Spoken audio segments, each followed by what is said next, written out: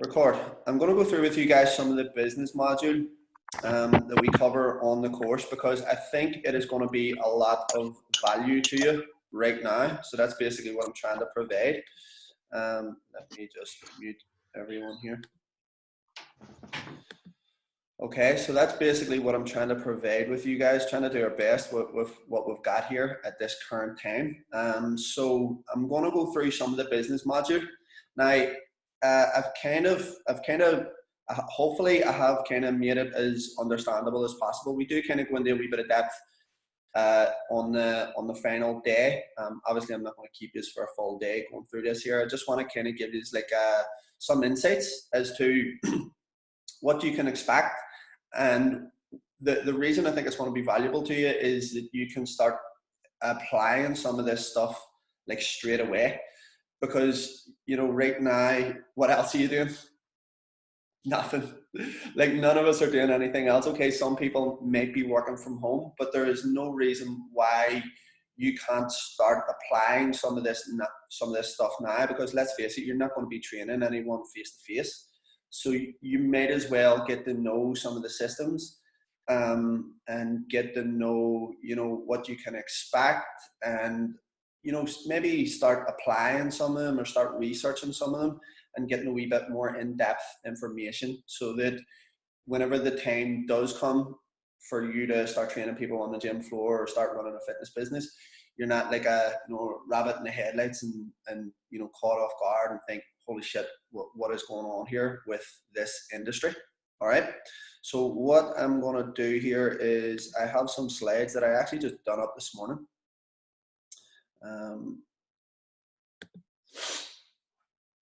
And let me just.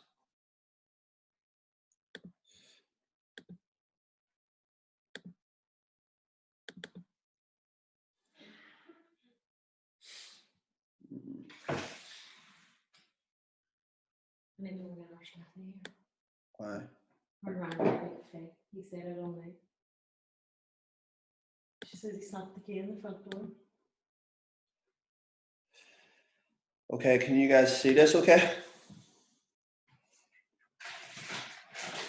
Yeah. Pretty small, like. Is A it? wee bit small. Let me see.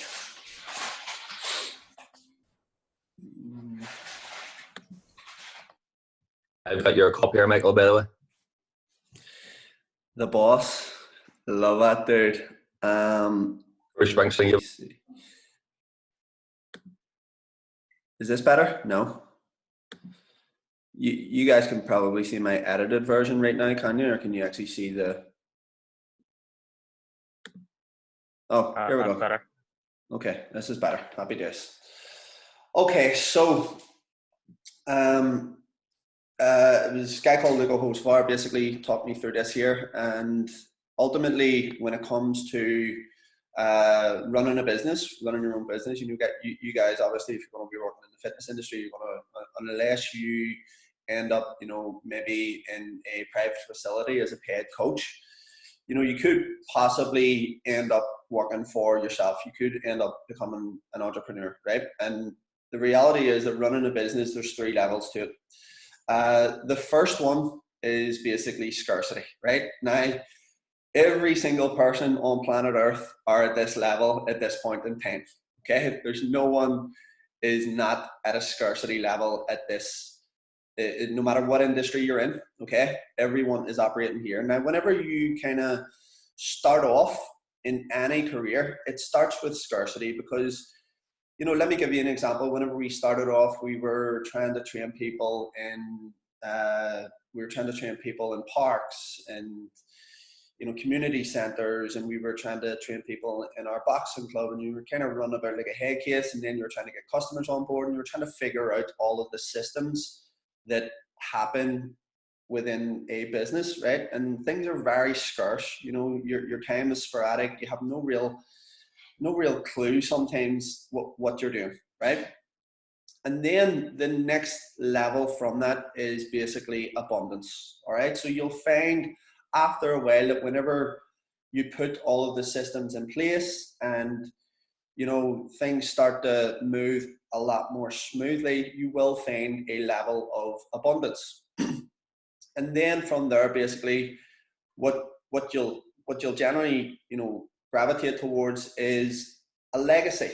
All right. Now, me personally, right now, you know, it might not have always been the case, but this is my main focus. Okay, I just want to leave like a lasting legacy um, on the fitness industry, for my family, you know, for the people closest to me. Like that is my ultimate goal. All right. And for me, I would say it's that is the point where anyone wants to get to. Okay, because at the end of the day, you know, you can't take it with you. This is the only thing you can leave behind is a legacy. All right. So me personally, this is the point where I want to get to, and hopefully get back to again. Oh God. Okay, so basically, you know, how we're gonna get to, let's say, that level of abundance, right? Is basically, you know, it's got to start with a vision. And stop me if you have any questions on anything, guys. Just go ahead and put your hand up. It starts with your vision. All right. So, what do you want your business to look like? What do you want your fitness business to look like? You know, do you want to own a small studio? Do you want to rent space within a commercial gym? Do you want to open your own commercial gym someday? Do you want to open your own private gym?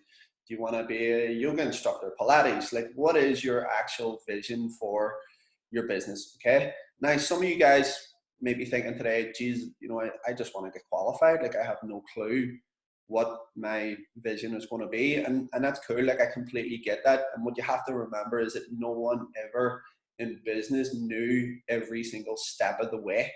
All right. So, you know, I would say 12, 13 years ago, the facility that we are in currently, I looked at that facility, which was Workout World at the time, and I said to myself, do you know what? That place would make an amazing gym.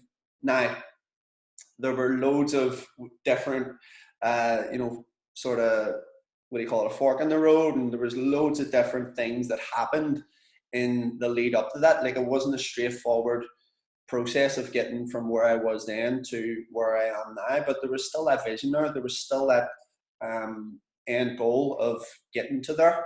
And you know what? There might have been occasions where I kind of lost sight of that and was just going through the motions and running a business. But ultimately, in the back of my mind, that was the end goal, and it came true. 10 years later. Okay, so it's just something to consider, that it's got to start with your vision. And I would definitely, like, it might sound a wee bit sort of woo woo fairy fluff, but I'm a huge believer in that if you work hard enough, you know, a lot of people say, what do you call it, the secret, but the law of attraction, for me, it's the law of action attraction. Okay, so that's where the real things start to happen. Like, if you have your mind set on something and you're willing to work for it, then by all means you can achieve that. Okay, so it starts with your vision. From here, basically, this is called the flywheel concept, and it's something that I got from a guy called Jim Collins, and there's a small book written on this here, and I've kind of written this out for the fitness industry. It's an amazing, it's only a wee tiny book, and I would highly recommend it. Okay, so this is a typical flywheel concept that would do for the fitness industry. Now, it may not necessarily be for the whole industry, because obviously there is different jobs within the industry. Like, it's not just one-to-one personal training.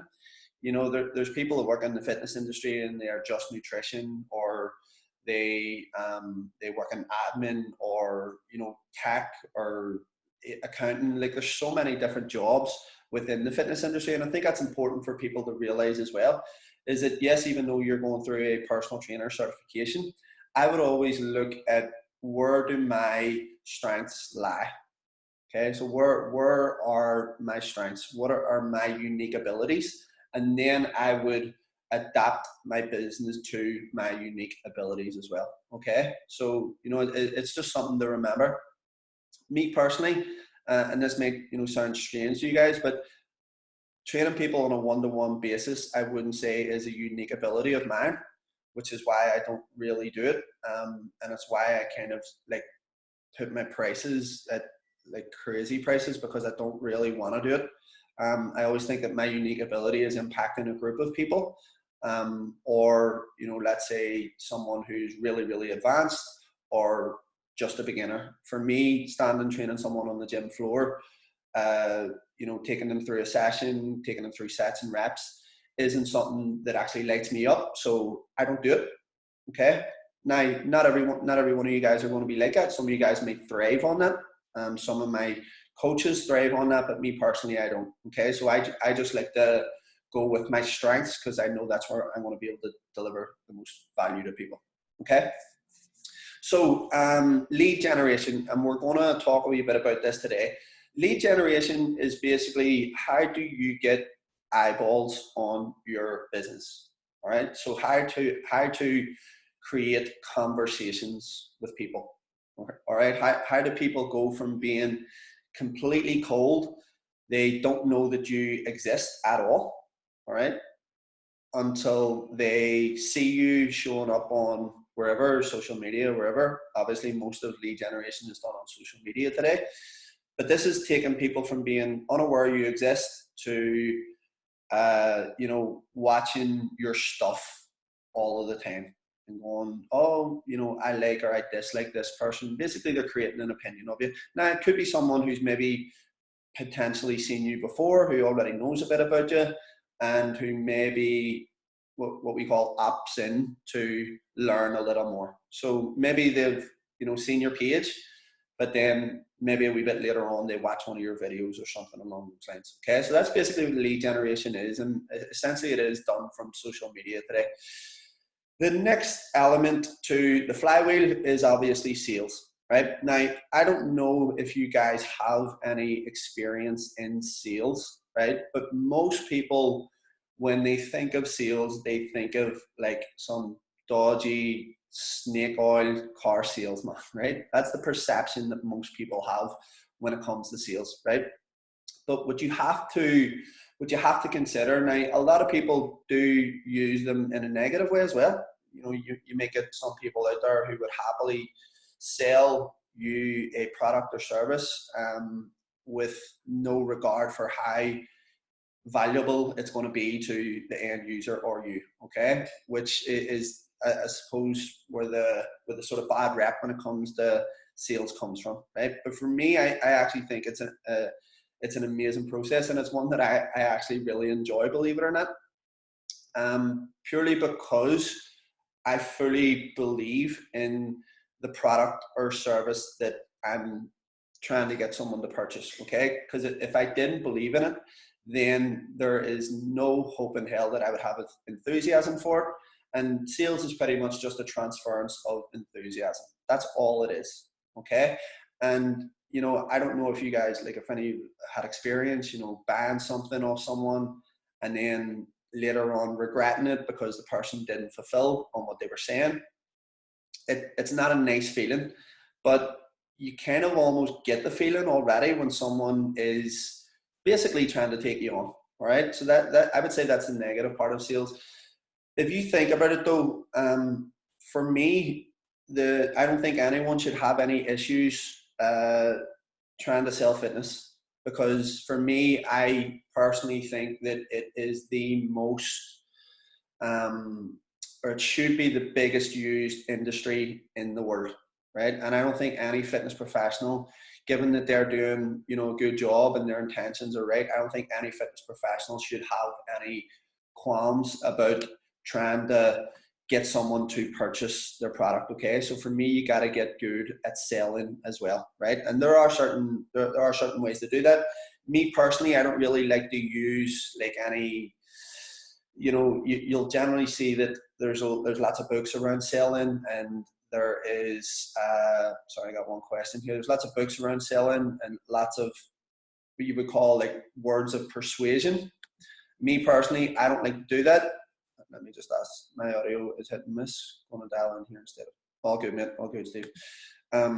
So I don't like to do that myself. I just basically like to have a conversation with people and see if what it is that I'm providing is a good fit for them, because not all the time might that be the case. All right. And I think it can be a whole lot more simple. All right, given there is certain things that you have to avoid whenever you're trying to sell to someone. Because the first thing someone wants to hear is, "Here, man, how much is that?"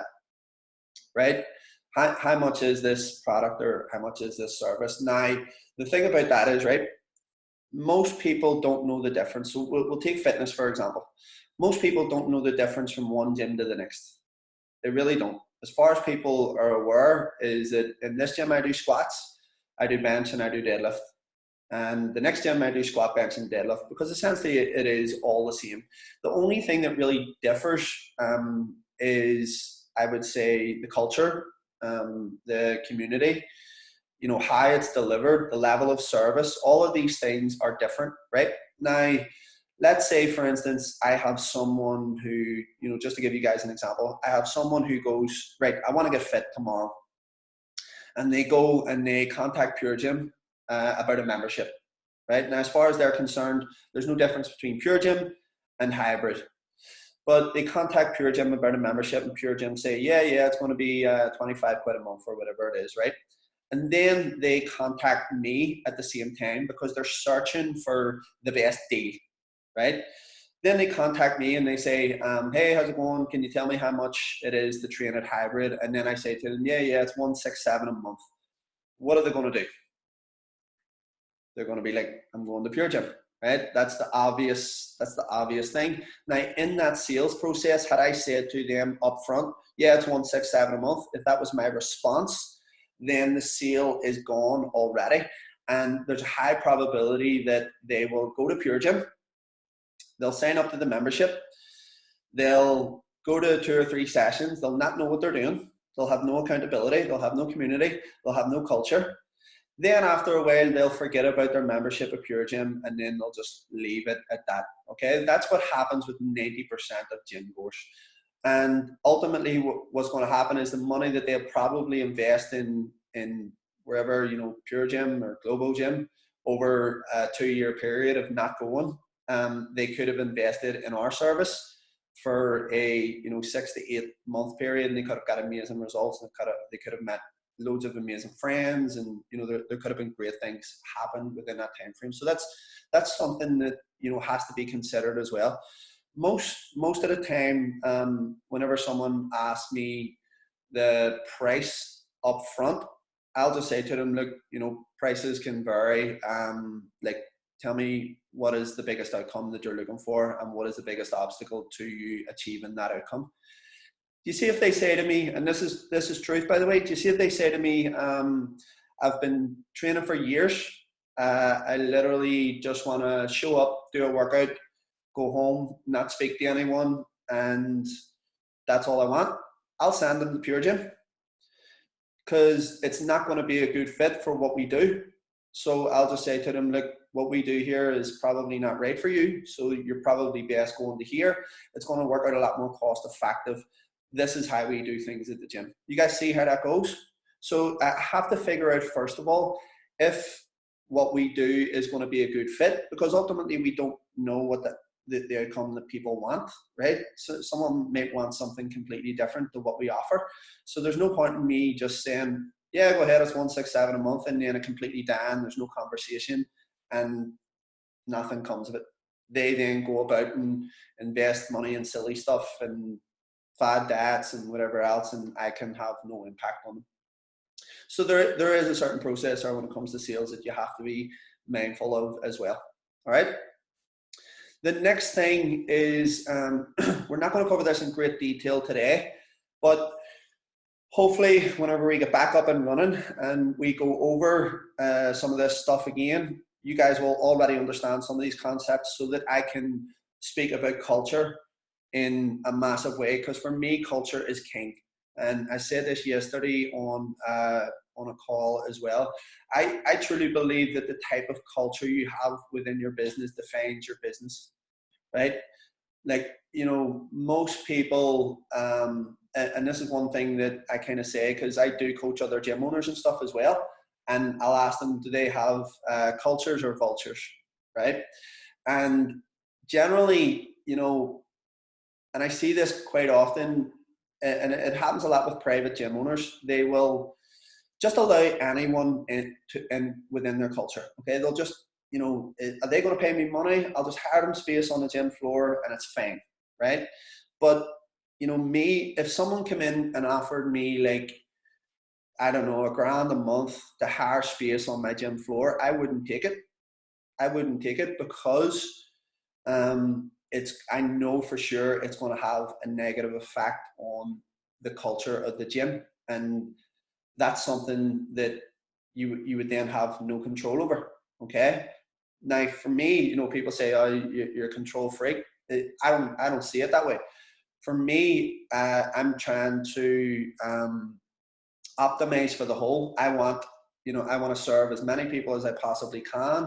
I want to make sure that my team are in line. I want to make sure that everyone's traveling in exactly the same direction. And when you start doing things like that, it starts to, you create them forks in the road again, and then there becomes other problems. So for me, culture is king. It is like the most important concept when it comes to running a business.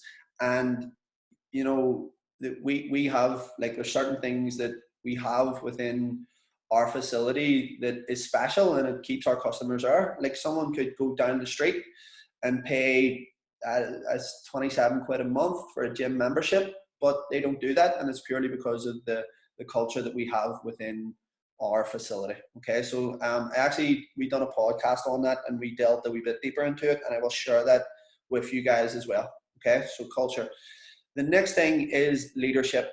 Now, again, you might not necessarily have people working for you straight away. All right, so when it comes to leadership, this is obviously about delegation. One of the biggest problems that I see within the fitness industry and within trainers is a lack of leadership, right? And that doesn't mean, that they're not that they're not the toughest dude on the gym floor or whatever else, or that they have a never say die attitude. It's not that type of leadership that I'm talking about. Okay, it's not Jocko Willing. What I'm talking about is basically communication. Okay, a lack of fucking communication is one of the biggest things, and a lack of having the ability to delegate work to people and having trust in people as well. That's one of the biggest elements when it comes to leadership, is having trust in people, because what I generally see within the fitness industry is that guys will try to do absolutely everything themselves. Okay, and it's certain stuff as well that doesn't fall within their unique ability. And it's your job to, and this can, by the way, this isn't, I wouldn't say that this is going completely over any of you guys' heads. So let's say today you did start working on an online platform and a system to, like a hybrid system, which we're going to use whenever we do get the gym back up and running. Let's say you did start working on one of them today. Okay. There are certain systems that you could automate. Like there's an online assistant. Like you can have a virtual assistant, and that's something. Oh yeah, 100%. Like a virtual assistant in the Philippines, and it costs absolutely next to nothing. Genuinely. Okay, that's a real thing. You can have a virtual assistant in the Philippines. So let's say if you have like tons of admin stuff to do on a weekly basis, which can, it can consume some of your energy, right? Admin for me is an energy vampire, which is why I have 2 admin assistants, okay, Katrina and Megan, and they are absolute rock stars when it comes to doing all of that stuff. So I just leave that to them.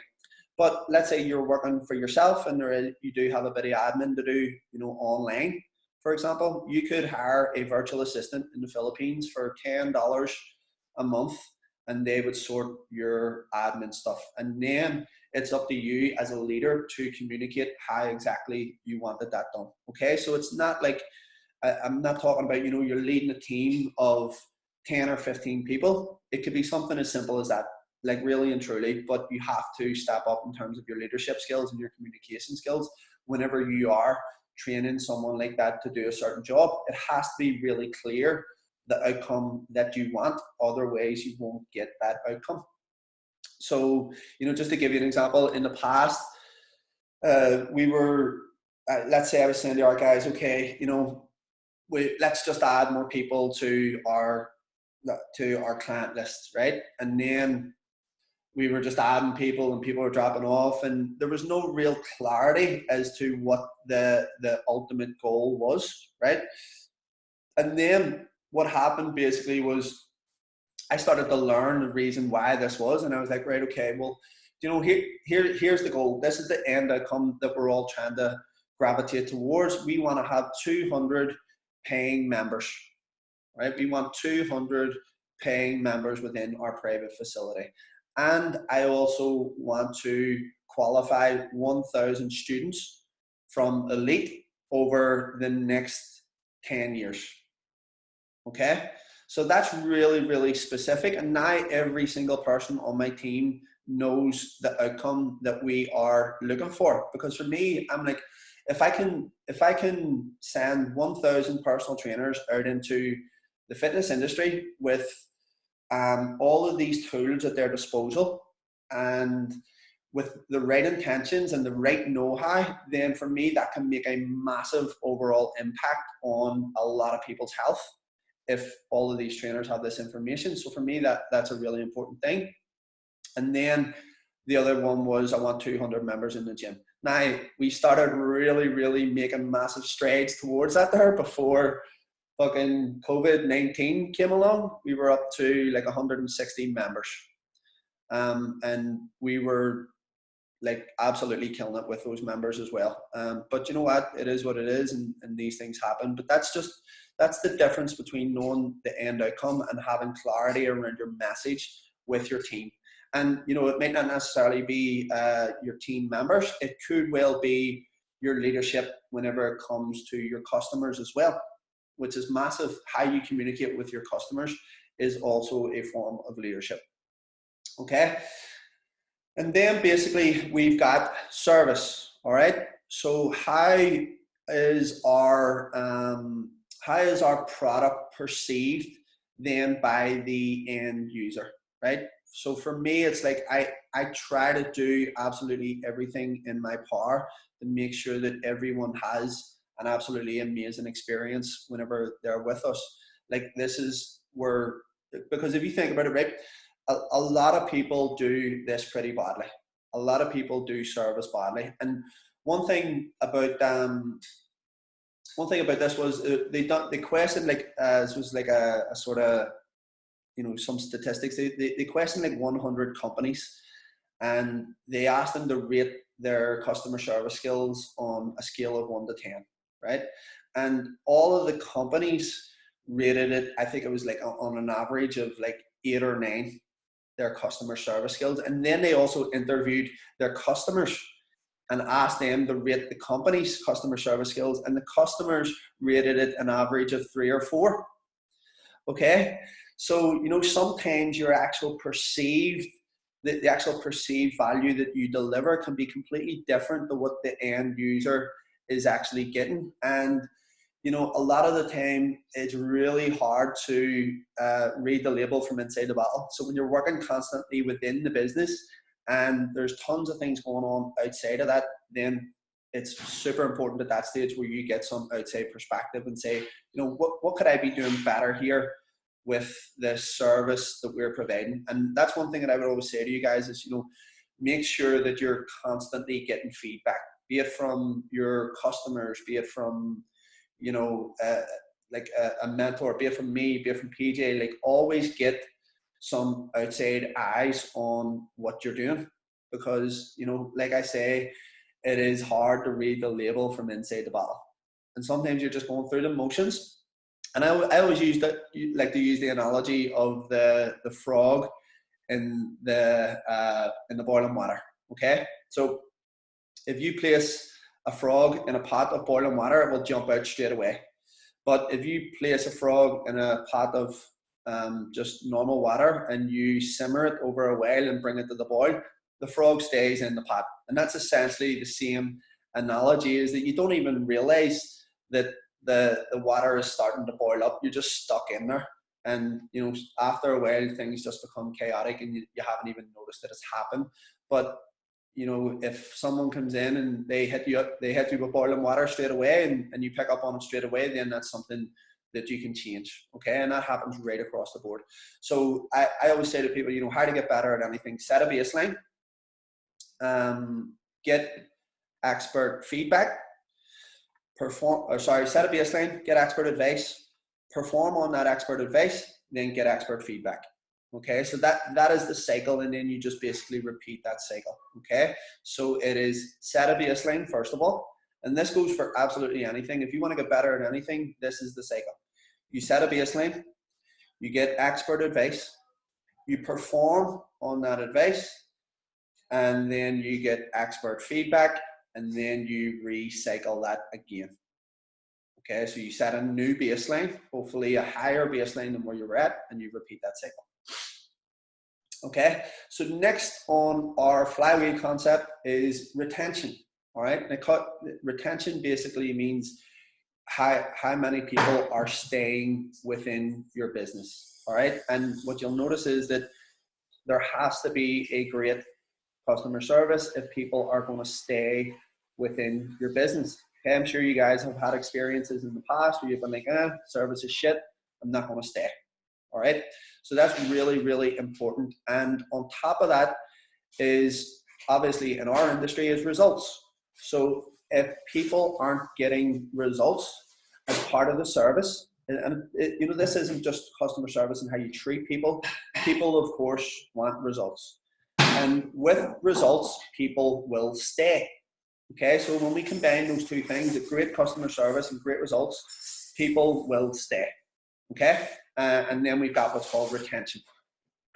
From retention, what you're going to get is referrals. And for me, this is the #1 form of marketing. I'm a huge fan of referrals. And today, I want to ask you guys that if you get some value from this, take a screenshot and share it on your social media and tell people that if they are looking to get into the fitness industry, then it would be absolutely nuts not to do it with a lead. Okay, so that's all I'm asking from you today. So I'm a huge fan of referrals, all right? And, you know, what you have to remember when it comes to referrals is that your customers don't waking up first thing in the morning and say, here, I wonder how many people I can refer to Sean today. They just don't do that. It's not like people are going about their everyday life and they don't even, they don't even consider what is going on within your business. But then, you know, let's say, for instance, just to give you guys a couple of examples, and these are really fucking good examples, by the way.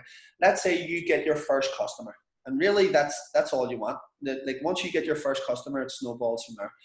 But let's say you're going to sign up your first customer, and you say to them, okay, listen, Paddy, here's how I'm going to operate here, right? I'm going to get you the best results in the shortest amount of time possible. Okay, the best results that you're looking for in the shortest amount of time possible. But I want you to do me one favor. If I do that for you, can you promise to refer me one friend? Okay, so if I get you that result, can you promise to refer me one friend? And then in 6 weeks or 8 weeks or 12 weeks time or whatever, you go back to them and you say, here, mate, do you remember we had that conversation whenever you first started? Do you have a friend that you know would benefit from what I do here? Who would it be? And you ask them, who would it be? So then they're not saying, oh, I'll think about it. They're saying, oh, yes, I know who it would be. All right. So you're taking the I'll think about it out of their hands. So who would that friend be? And then, or on the flip side, what you could do is, let's say a lot of females get a wee bit anxious about going to the gym for the first time on their own. You could even say to them, listen, if you want to bring a friend along to your first session for absolutely free, no charge, then you can do that as well. And that's just more contact time with someone. Okay, it's real simple. And that gives you an opportunity to open a conversation with another person. And then you say to that person, hey, listen, if you want to start with me, you can bring a friend along to your first session for absolutely free. It kills that sort of anxious feeling for people going to the gym, and it gets you more contact time with people as well. Go ahead and unmute yourselves there, guys, for a second.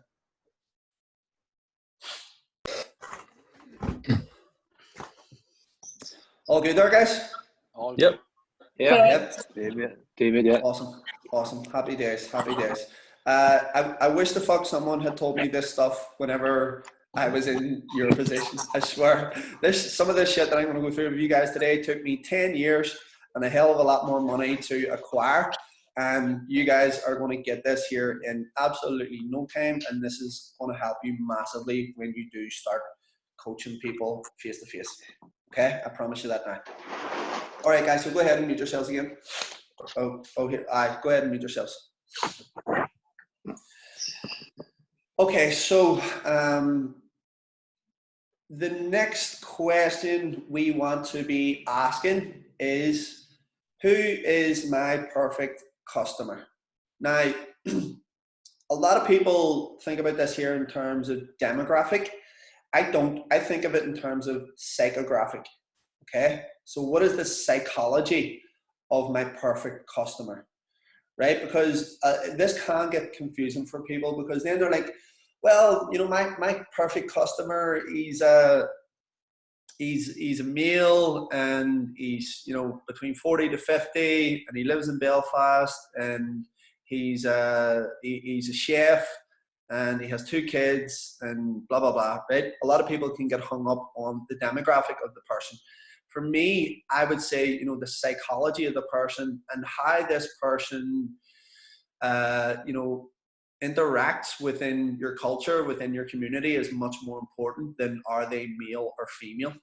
Okay. Now, not to say that you shouldn't kind of run through this here, but, you know, just to give you guys an example, let's say our customer, our ideal customer that comes to hybrid, and we do have a lot of people within our facility like this, is they're between the age of 30 to 50, male, work in Belfast city centre, banker, has a family and 1 or 2 grandkids.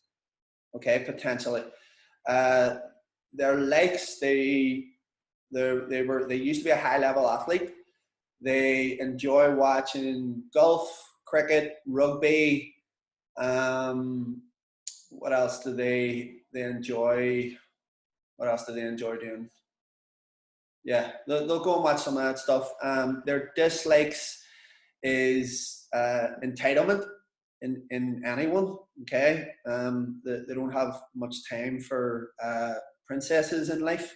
What are their biggest frustrations? Probably, you know, what I previously just said. They have a stressful job. What keeps them awake at night? The older they get, the less mobile they're having a tendency to get, and they're starting to lose some of the athleticism they once had when they were younger. Okay, so that's one of their biggest frustrations. What keeps them awake at night? Fear. Maybe fear of not being able to move as well as what they did when they were younger. What do they get angry about? You know, they would get angry about people wanting stuff for nothing, about people not wanting to work hard. All right. What do they secretly desire most? I would say they desire youth. What sort of language do they use? When I say language, I don't mean as in, like, you know, Spanish or French or anything like that. There, when I say language, I mean it could be their tonality. It could be certain words that they use. So that's one thing to think about. Is there a built-in bias to how they make decisions? Let me just unmute Cheryl here for a second. Cheryl, are you still on here? Yep. Hey Cheryl, so I picked you out specifically for this here. So is there a built-in bias to how they make decisions? So let's say your perfect customer was an accountant. Okay, let's say they were an accountant, which means they're probably going to be very analytical about how they make a decision, which Cheryl is as well. All right, so that's just maybe a wee example of, is there a built-in bias as to how this person makes decisions? You know, what potentially could they have done in the past based on what sort of decisions they're going to make in the future. Does that make sense, Cheryl? Yeah. Just weighing up past experiences and what you've heard from other people and just making a calculated move. A calculated move was absolutely perfect, because what is someone who's an accountant going to do? They're going to make a calculated decision based on a built-in bias, because you are a very analytical thinker, so your future decision making is always going to be based on that. Okay, so it's just a small example as to how that might.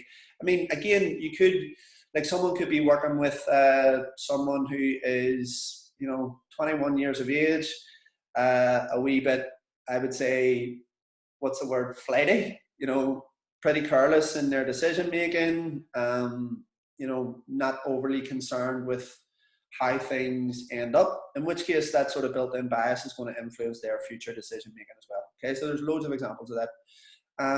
What daily trends occur in their lives? All right, so again, for our perfect customer, they'll generally be up pretty early. They may start watching the news, they may start reading some newspapers, then they'll maybe make their way to the gym early morning. They'll get ready in the gym, and then they'll head into work, and they'll generally have a pretty stressful day. They don't spend a massive amount of time on social media. However, they do go on there. And then, it's pretty straightforward. They will head home, spend some time with their family, maybe finish off one or two bits and pieces of work, and then they'll repeat that cycle. And then, of course, at the weekend, they like to relax. All right, they like to maybe have a glass of wine or two, maybe head out with a few friends for dinner, whatever else. So that's just basically their daily occurrence. And then where do they hang out? Do they hang out on social media? Do they hang out maybe in, well, I would say our guys probably at a golf club. I know a lot of our customers do enjoy golf and stuff like that there. So not just, digital location, where do they hang out in terms of their physical location? Another example of that may be, stay-at-home mums. So, for example, does your audience maybe congregate in, or let's say, for instance, like a sort of a creche? There's that sort of stage where kids go from, they're not in nursery, it's kind of like preschool. I think when kids are like 2 or 3 or something like that there. So maybe if you're working with, postnatal mothers, that's essentially where the physical location of where your audience is going to hang out. And then the actual digital location, like and this can be done quite easy on Facebook, and I'll explain this to you in a bit. Let's say, for instance, you are working with postnatal females, then it's going to be really, really specific as to where that person is hanging out on social media. Really specific, because it's what's called SEO, your search engine optimization, right? And I'm sure some of you guys have noticed in the past, or maybe you've even had a conversation with someone, and let's say, for example, in the past couple of weeks, you have brought up the word Zoom, and not that they would need to at this current time, but what you'll generally find is when you go on to your social media, there will be ads that flag up for Zoom on your social media, and that happens all the time. If you're having a conversation with someone and you mention motorbike, you could go onto your social media and there's ads for Harley Davidson popping up. Or even more specifically, if you have actually searched where to buy a Harley Davidson, then you can be pretty much guaranteed for like 2 to 3 weeks after that, there Harley Davidson are going to send all sorts of ads your way. Okay, so that's your SEO, that's your search engine optimization. And what this means basically is, let's say you are trying to, you are trying to work with females who are postnatal, maybe in their 30s to 40s. Then where they hang out is going to be really, really specific to that particular audience. Okay, now that's a real demographic look at someone. For me, even though we do have this narrowed down as to who exactly we want to work with, we still obviously work with females, younger females, older males, younger males. Like, we do generally work with a lot of different demographics, but the psychographic is very, very much the same between all of them, and they all have very, very similar values as well. Okay, so does that make sense to everyone? Give me a wee thumbs up if that makes sense, and if you don't have any questions on that. Okay, so one question, Lenny. yes, go ahead, Kat. But like built-in bias, is there a building bias to how they make decisions for, say, a stay-at-home mom? Instead of it being the accountant would make a calculated decision on it, would it be that their built-in bias would be the kids in the family come first? So that would be Oh yeah, yeah. to how they make a decision? Oh yeah, very much so, very much. They're built in back. Schedule Yeah. and what they're doing and Yeah, you were sort of breaking up there, we touched, Kat, but I think I got it. So you're basically saying, you know, could there be other factors influencing that built-in bias, as in like family and stuff? yeah. Yeah. Type it there, Kat, just because your speaker's kind of breaking up a wee touch.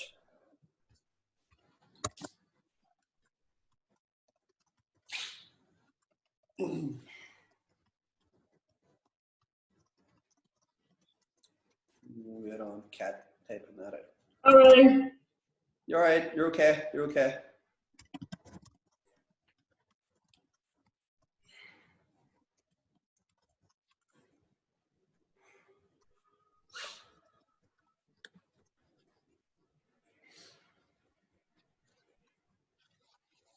There we go. Okay, so yeah, it's a great observation as well, Kat. Have I got it right in the built-in bias for a stay-at-home mum? Could be the kids and the family and the husband's schedule. Yes, very much so. Very much so. I mean, that is obviously going to influence future decisions. So yeah, I mean, it's a great observation, but yes, that's 100%.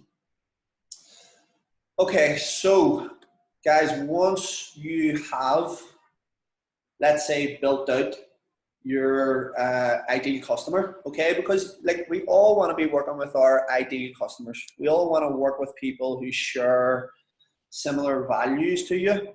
You know, I have in the past maybe sold a product or service to someone who I didn't necessarily share much in common with and didn't have much similar values with, which I suppose in a way I'm really, really lucky, because every single person that comes to Elite, I generally, like, I think there's only one guy in the past who I didn't, two guys in the past who I didn't actually get along with, right? And this is just me being completely transparent. One of the dudes was because he was actually a racist, right? I shit you not, like he was a racist. And he said something to me on the gym floor, and I think he kind of took it because we had sort of, you know, become quite friendly or whatever, that he could basically say anything in my company. And then he said it, and I threw him off the course. Okay, so you know that was one occasion. Another occasion, there was a dude, and he didn't actually like training, and it was just we didn't share very much in common, and it just didn't work. Now I'm lucky that there's only ever been 2 occasions like that, but it hasn't always been that way when it came to actually training people on the gym floor. And there were occasions in the past where, let's say, you know, someone has wanted to get fitter, healthier, blah blah blah, and you know, we've sold them onto a program, and it just, like, there was a complete collision of how what this person values and what I value, and you know, how we communicate with each other. And it's just like, this is hard work, right? This is hard work. So like, you know, me personally, if it's really hard work like that, then it's not going to work. It's not going to work on either end. It's not going to work for them, nor it's not going to work for you either. Okay, so I think it's really, really important to, because the thing is, whenever you're kind of in that sort of scarcity mode at the start and you're trying to create more business for yourself, it's so easy to go, right, okay, do you know what? It's money, it's short term, blah, blah, blah. But in the long term, it ends up not really serving you, because if the person doesn't have a good experience with you, then what's going to happen is they're not going to send you any referrals. They're not going to share your message. It's going to be a very sort of, it's not going to be an enjoyable experience for either. So I would definitely recommend, you know, really honing in on who it is that you want to work with. And the goal is to work with as many of those people as you possibly can and help as many of those people as you possibly can. Okay. And Sorry, Go ahead. can I ask a Go- question? Just out of like people who you mentor, have you found where they've maybe built a business model, kind of just bring in all groups of people from all places? They don't have a typical kind of customer, and like how that worked or didn't work, just as an example. An example might be, let's say Kevin, Kevin McGuigan. So, and I actually warned him not to do this here as well, but he just went ahead and done it. And he was like, okay, look, a local GAA team, youngsters, they were in their 14s, 15s, have offered to pay me to take the team. And I was like, right, okay, Kevin, so what way? And he said it was something, I don't know, they were offering him like 30 quid an hour or something like that. I can't even remember what, the money didn't matter, let's be honest, the money didn't matter. So I said to him, dude, listen, you know, I wouldn't do it purely because one, your time is already consumed, because he was bombarded at the time with customers. He hadn't set in place really good systems for his current group of customers, and then he was just going to add 30 or however many players was in the team. He was going to try to add more, right? And I said to him, dude, don't do it. It's going to be a bad fit. 14, 15-year-olds don't enjoy training. They all just want to play football. You're currently working with adults who are in their, 30s to 40s. That is not actually going to suit how you train people, for one, and how you actually operate your business. It's going to be a clash of personalities altogether, and it's not going to work for you. But he didn't listen to me, and he went ahead and done it. And then now he's like, I'm never doing that again, because the GAA team, they weren't able to pay him when he was asking for the money. Later on, then he realized that all these kids were just messing about. They weren't showing up for the sessions, and then he didn't get paid, and it was a waste of his time. And then that was time dedicated. That was time coming away from what he could have been spending creating better systems for the customers that he already had. Does that answer your question, Sarah? Yeah. I was kind of thinking more like on a general kind of, like if you have anybody, like Ian and stuff, who have like come to you and they have kind of like a business where they maybe haven't zoned in on a specific kind of typical customer, but they have people from all walks of life. Like, has it worked for them, or would it have been better model to kind of have that specific demographic? Yeah, I don't think it's worked for Ian in the past. I think it will in future, because he's now going to be privy to some of this information. But yeah, the thing with Ian was that, he kind of, I suppose like many of us, he's like, right, I want to open a gym here. I really enjoy fitness. And I think that it can help people through doing this here. And he didn't really consider some of these options. So for him, it was just, what do people do? They open a gym, they charge people 30 quid a month. And he just kind of went with the general, this is how it's done. And I suppose, going back to the analogy of the sort of frog in the pot, he didn't realize it was just, these things, it was just a combination of years of doing business in this way. And then he came to me 5 months ago, and we sat down and we had a conversation, and he walked away from it, and he was like, dude, like, I don't know what I've been doing for the last 4 or 5 years. And I'm like, dude, listen, I made that mistake as well. Lucky for me, I was, never too egotistical to realize that I've got some blind spots, and the key to it is going to someone and asking for help. Like, I'm never too proud to ask someone for help, and the longer you leave it, the worse things have a tendency to get. So for Ian, is probably the perfect example of this. Yes, he just kind of had every Tom, Dick and Harry using the gym, even within the culture of the trainers, that he was allowing to use the facility as well, which then became poison, and there's just it's basically a clusterfuck. Yeah, he opened up and kind of just said like his culture had changed because of the trainers that he had allowed into the gym, and he was starting from scratch. And I just kind of wondered if that was maybe one of the ones that kind of is, he really didn't have a goal or a specific business model. Yeah, perfect example. It's just like, right, I'll serve. The thing is, when you try to serve everyone, you end up serving no one. and that's just the way it goes. But yeah, I mean, lucky enough for Ian, he's now we're getting him on the right track. If we can get past this next few weeks, we're getting him on the right track. So he started to educate himself a wee bit more, and he started to learn some of these systems and implement some of these systems. So I think, I think he will come out of this here doing well. Okay, so guys, once we've figured out who it is that we want to help, all right, like our perfect customer. Now we have to get in front of our customer. Now we have to solve their problems. All right. So whenever one of the biggest things that people tell me whenever I say to them, listen, you have to get in front of your customer and you have to communicate with them. And the only way to do that is on video. Because guess what? 90% of the internet is video. 90%. Okay, so if you're not on video, but your competition are, what is going to happen? All right, so think about that. If you're not on video, but your competition are, then you are a ghost. Okay, and people don't buy products or services from ghosts. Okay, so you have to be in front of your customer. You have no choice.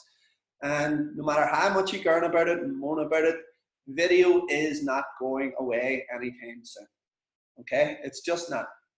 So you have to be on video. Now you will develop your own style when it comes to video, but I mean, I can certainly help you out with some stuff like that there. But what you have to remember is that this is how you get in front of your customer.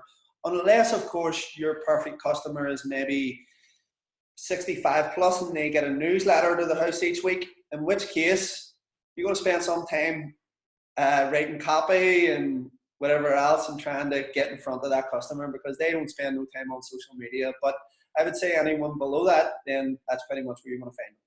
All right. So let's say we'll take, for example, our customer, right? So Jim, I always give you the example of Jim, who was, former high-level athlete, works in a stressful job. He's a banker. Or let's say our perfect customer, right? That is the dude who we've nailed down. Okay, so here's what I've done, right? This is a 5x5 content grid, and this basically gives you something to say every single day in life. Because whenever I say to people, listen, you got to be on video and you got to be in front of your customer, the first thing that they tell me is, oh, but I don't know what to say. All right, but I don't know what to say. Now, it's real simple. All you have to do is solve your customer's problems, because when you, not even solve it, whenever you highlight your customer's problems to them, automatically they assume that you're the person to solve the problem anyway. So whenever you come along, you say to someone, here, listen, sorry, I'll go back to Ian, for example. Let's say Ian had that, the problem with culture within his facility and the business model. And I just highlighted the problem of the culture and the business model that he was sort of pursuing. And then he automatically assumed that I was the person to fix it, which I am, but he just came to that assumption himself. So that's, that's a sort of example of it. So let's say the way this goes basically is, let's say you guys draw this out, right? And I would highly recommend doing this and really getting to know your ideal customer, getting to know what their pain points are. Like, and you really gotta dig in deep with this. Okay, you gotta dig in deep, because just to give you guys an example. So for us, right, probably one of the no, in fact, the main thing that people are on this earth for is, 1, self-preservation, and 2, reproduction, right? Now, in the second one there, a lot of the problems what you'll generally find, especially with people who are older and who are married and whatever else, is actually intimacy with their other half, right? is it, and this is legit, by the way, and this is one of the biggest drivers, because remember, on a primal level, that's all we're put here to do is, one, survive, i.e. eat food, and two, reproduce. Okay, so that is our primal instincts, and when there is things getting in the way of those happening, then our primal instincts is to fix that. And this is why I'm not too sure if you guys seen me and Sean on the podcast the other day, but this is why I said that fitness is recession proof. Okay, fitness is recession proof, because no matter what, people still got to move and they still got to eat, right? And they are built for survival and reproduction. So obviously they want to look good in order to, stay intimate with their partner or even find a new partner. Our instinctual habit is to forage in the search of food. And because we don't do that anymore, then we train. And of course we have to eat food in order to survive. So because of all those things, for me, fitness is recession proof. And a lot of the time what you'll generally find when it comes to your customers is that intimacy is a massive one. Either having problems with that, or actually how they look when it comes to that as well. All right. So if say for example, a lot of the time, just to give you guys an example, right? Now, I always like to share this story. One of our customers came into us before, and this is a wee bit crazy, by the way. One of our customers came into us before, and he'd been training with us for a few years.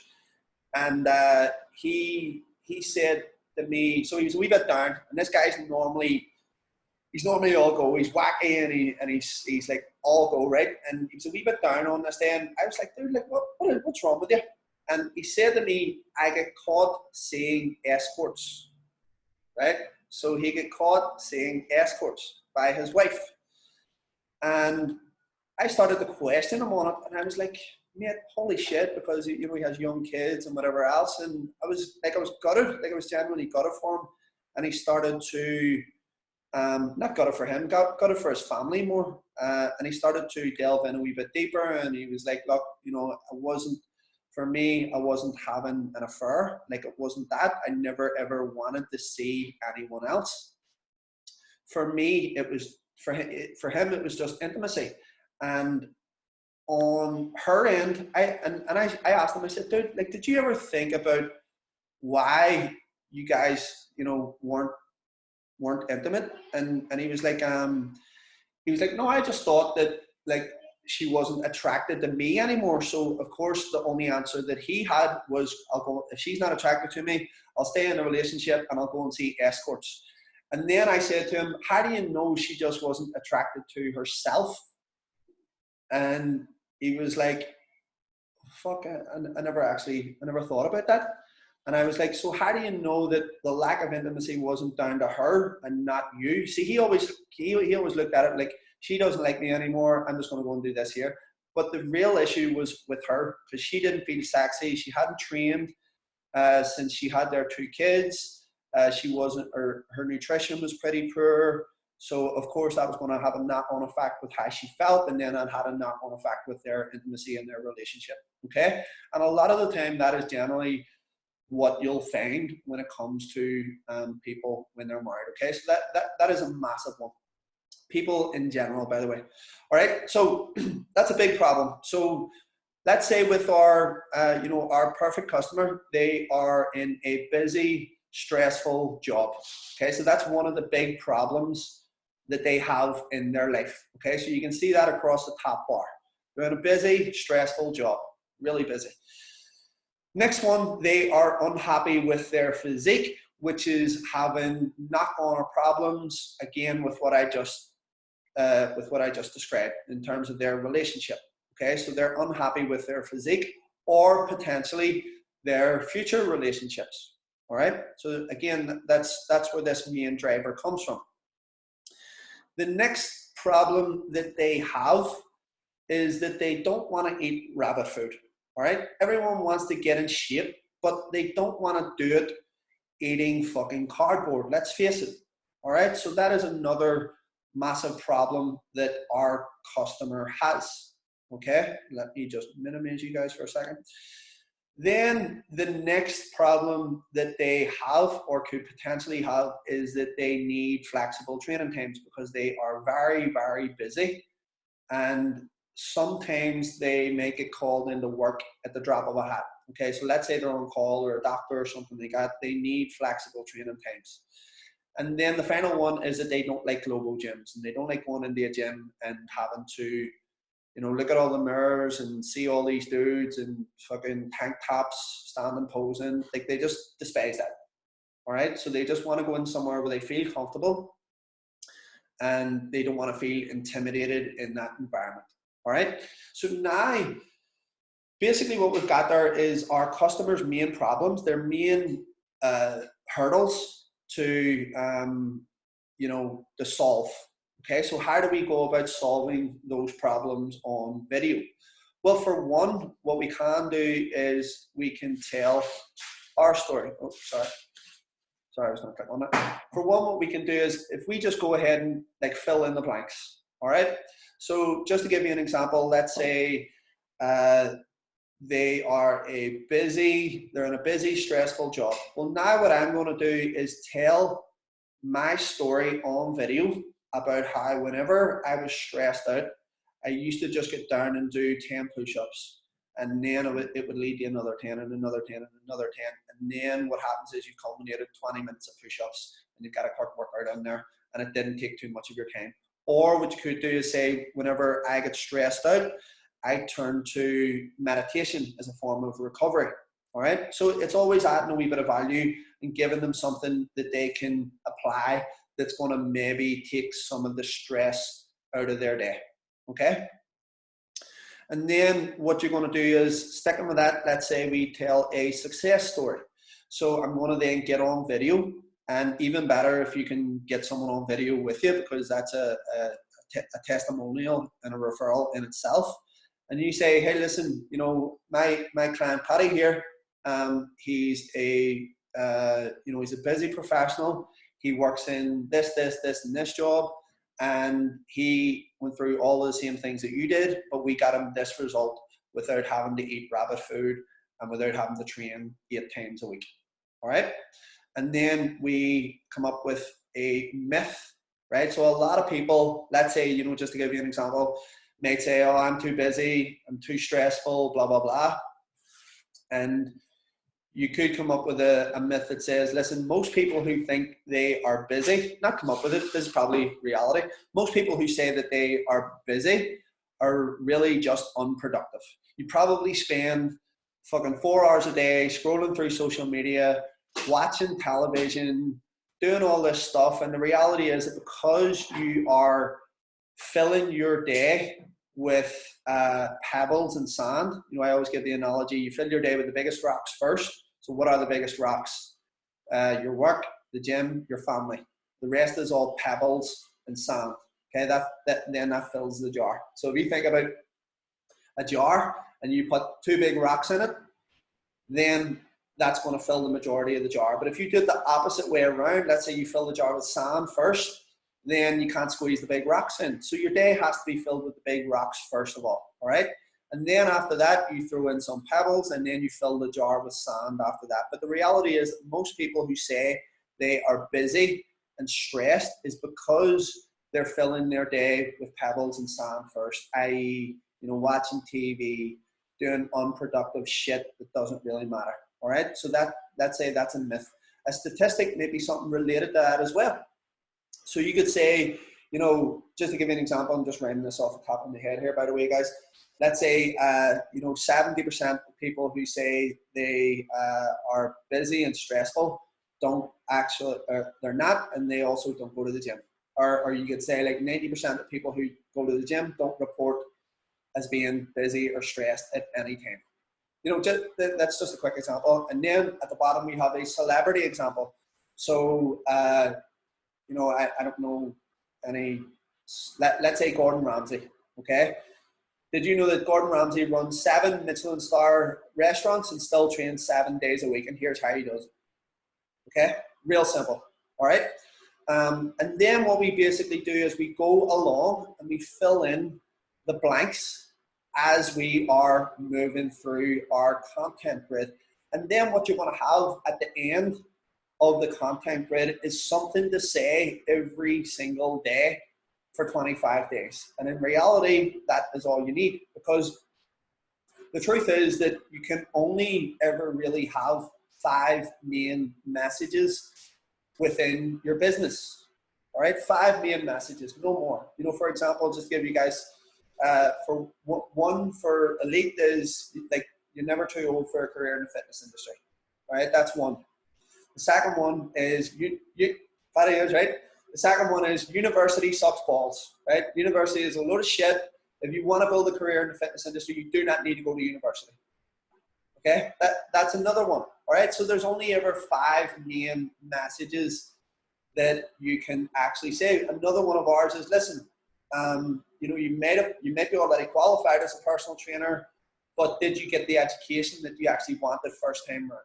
Because if not, it's not about the qualification, it's about the education. So that's another main message. And there only is ever 5 main messages within your business.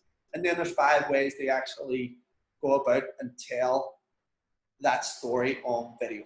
Okay, so go ahead and unmute yourselves there, guys, for a second. Full of knowledge bombs. Any questions on that, guys? Is that helpful? Brilliant. Yeah. Awesome. It is. You see, whenever you're putting them together, would you do, say, my story, your success story, and your myth all, say, separate, or would you do that all in one video? Oh, all separate, mate. All separate. Yep. And the videos don't even have to be that long. They can be 1 minute. Doesn't need to be that long. The reality is that, you know, if the videos are, I'll explain this to you in a bit, but it can be 1 minute. It doesn't need like 30 seconds. You know, it could be, let's say you guys know that I like to get testimonials from people on video. So just to give you an example, let's say I go to my 5x5 content grid and I have a testimonial from Paddy, okay, who's 48 years of age. And I say to people, listen, you're never too old for a career in the fitness industry. And I interview Paddy. And the questions that I ask Paddy are, 1, what were you doing before you came to Elite? Paddy answers that question. What were you skeptical of? Paddy answers that question. When did you realize that your skepticism, you know, was a wee bit unwarranted? And when did you realize that you had made the right move come to Elite? Then he answers that question. Then I asked him, what's been the specific results so far, and who would he recommend this to? You could pretty much be guaranteed to the end user, who is, let's say, Sean, who's 48 years of age, Paddy has answered their questions. All right? So, you know, I could use that in a way. Now, just to give you guys an example, I don't know if you've seen the story the other night, where I just done like a quick 30-second video and I said, hey, listen, you know, you're never too old for a career in the fitness industry. The fitness industry is recession-proof because people still got to eat and they still got to move, and they want to know the most efficient way to do that. All right? Now, if you don't believe me, go and check out Paddy's story. He's 48 years of age and blah, blah, blah, and then it just leads into that. And it was like literally 30 seconds. So if you can combine those 2 things, then you're on the winner there. But still, telling, you know, my story, I could actually say there, listen, you know, I'm no spring chicken at the minute. I'm 36 years of age, but I just feel like I'm only getting started within the fitness industry. Another example. A myth may be, again, you know, most people believe that in order to have a career in the fitness industry that you got to start at 18 years of age. But if you look at my past student, Kieran, who was 35 whenever he started, and now he's got X amount of customers on and blah, blah, blah. So that's busting another myth. And then I tell a statistic, the average age of a trainer within the fitness industry who is earning this much money is actually 30 plus. And then I tell a celebrity story around that as well. Of course, I'm the only celebrity knocking about in the fitness industry. It's getting better. Okay. All day long, mate. All day long, all day long. Okay, you guys get that? Yes. Yeah. Okay, so it's another thing that I would highly recommend, another wee exercise that I would highly recommend doing. And if you do wanna sit and do that while you guys are bored, doing nothing in the house, and you want to share your content grid in the group, we can all have a look at it and give you some feedback on it as well.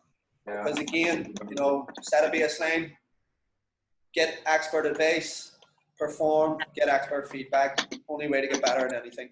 And we can also do that there with the 30-day video challenge. Cool. And again, here's the thing. Guys are always looking for new content. What's the new content? What's the new thing that I can say? But the thing is that the problem never changes. What's the problem people have?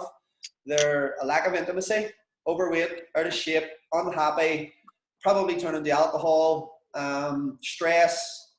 Those are always the problems. So the solution always remains the same.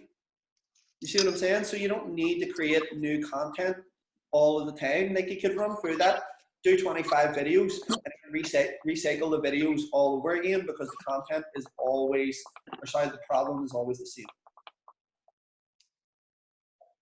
Got that, guys? Yeah. Awesome. Yep. Awesome. Okay, so I'm going to, actually, guys, you can go ahead and mute yourselves again. Love the pebbles and rocks. Oh yeah. The jar with the biggest rocks first, the pebbles, and then the sand. Yep. Yeah. Yep. Yeah, If you fill it with absolutely. sand first, go ahead. I think Kat's got like a big list of sayings now from you, Michael, that she's going to use. so true though. Whenever it comes to, especially when it comes to working with busy professionals, which they do have a tendency to fill their jar with fucking pebbles and sand and all the nonsense. But if you think about what are the biggest rocks, your health, your family, your work. Fill it with those first, and then you can, once you've done that job, then you can start filling in the gaps with all of the wee silly stuff. I think, though, for sound bites, I don't think we're ever going to get better than "your comfort is not my concern." I think that's. Oh yeah, that is like, yeah, that's the main one. Your comfort's not my concern. That's the That's a t-shirt for sure. That's a t-shirt. That's a t-shirt. Yep, legit. Make it actually tattooed. We'll see. Okay, guys. So social media, right? Social media. This is one that people always freak out about, and it can be very, very confusing for people, and I would say very daunting as well. I suppose that the important thing to remember is that, it doesn't matter how many followers you've got. It really and truly doesn't. I promise you that now, because, just to give you an example, one of my friends has, not a friend, a guy I know, he has 90,000 followers on Instagram. 90,000, okay? And he makes zero money from it. Nothing. Okay, he doesn't make any money from it. In fact, it's not even a business. He just does it as a hobby, which is nuts. And he has 90,000 followers, so he's not monetizing it in any way. So he's not creating any business from it. And the thing about that, I should say to you guys is, me personally, I only look at, and this is probably going to go to the opposite of what Cheryl would advise me here, but I kind of look at money as just a tool, as a vehicle to freedom, okay? And this is probably the worst financial advice that anyone could ever fucking give you in your entire life, and I'm not a financial advisor in any way. This is just purely what I do. If there's something that I want, and this is crazy, by the way, Cheryl, and you're just going to shake your head at me. I actually don't budget for anything, right? I just be like, okay, I want that thing. How can I deliver more value to people in order to create money to get me this end outcome? That's So budgeting. I don't actually, what's that? That's budgeting. You're still planning for the Oh. Oh, really? Okay. I'll take that. Okay. I'll take, so I'm budgeting to earn more money. Mhm. That's cool. That's cool. I'm glad you said that now. So I will take. I thought like literally you were just going to shout at me and shake your head and just say No, stop saying that crazy shit. I thought you were just going to say like I just spend as it comes in my bank. Like I don't care about the future. I was like, oh, Ah, okay. like Okay. Okay. you're still planning. No. Okay. Sorry. Well, I'm glad you cleared that up for me because like I literally don't. I kind of don't really think. Is it sporadic? I don't know. I don't know if that's sporadic or the word for it, but I'm kind of just like, right, okay, well, I'll never actually say I can't afford that. And for me, I'm like, if I tell myself I can't afford something, well then I can't afford it, and that's just it, done and dusted. But if there's something that I really want to do, I kind of just be like, right, well, I'll just figure out a way to make it happen. And you know, it may take me 5 years, it may take me 10 years, whatever, but I'm not going to tell myself that I can't afford it because then in my mind, I will actually limit myself from being able to afford it in the future. Hopefully that was better financial advice, was it, Cheryl? Hopefully that was... I think if you have a successful business like you do, I think you must do good at budgeting and financial planning, better than I do with my own personal stuff. I don't know. Well, see, I suppose for me is like, I always kind of, I'm always crazy about, you know, just, I always see things as an investment, regardless of, you know, some people might go, dude, you're a lunatic, for doing, you know, what you do. But I always see it as like, you know, that's an investment. So for me, I'm like, right, an investment to me will always pay the biggest returns. And like, you know, if I told you guys what the cost of the investment of the mastermind group that I'm in was per year, Cheryl, you would like probably just trail my hair out. And I've probably got enough information now at this point, I would say, to run a successful fitness business for the next 15 to 20 years before things really start to change again. So I don't know. Maybe I'm a wee bit nuts. I think that's where I feel like maybe I could be a wee bit more reserved, where I kind of do just jump into things like that sort of head first and travel to America 4 or 5 times a year and invest crazy money in masterminds and stuff. But I always see it as, you know, I think sooner or later that investment will pay a return.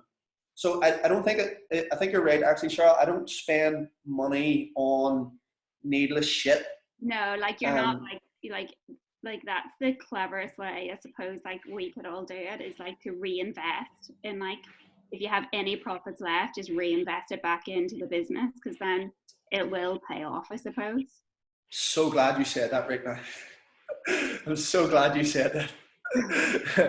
No, like, I may be an accountant, but I don't live it in my personal life. Okay. Much better.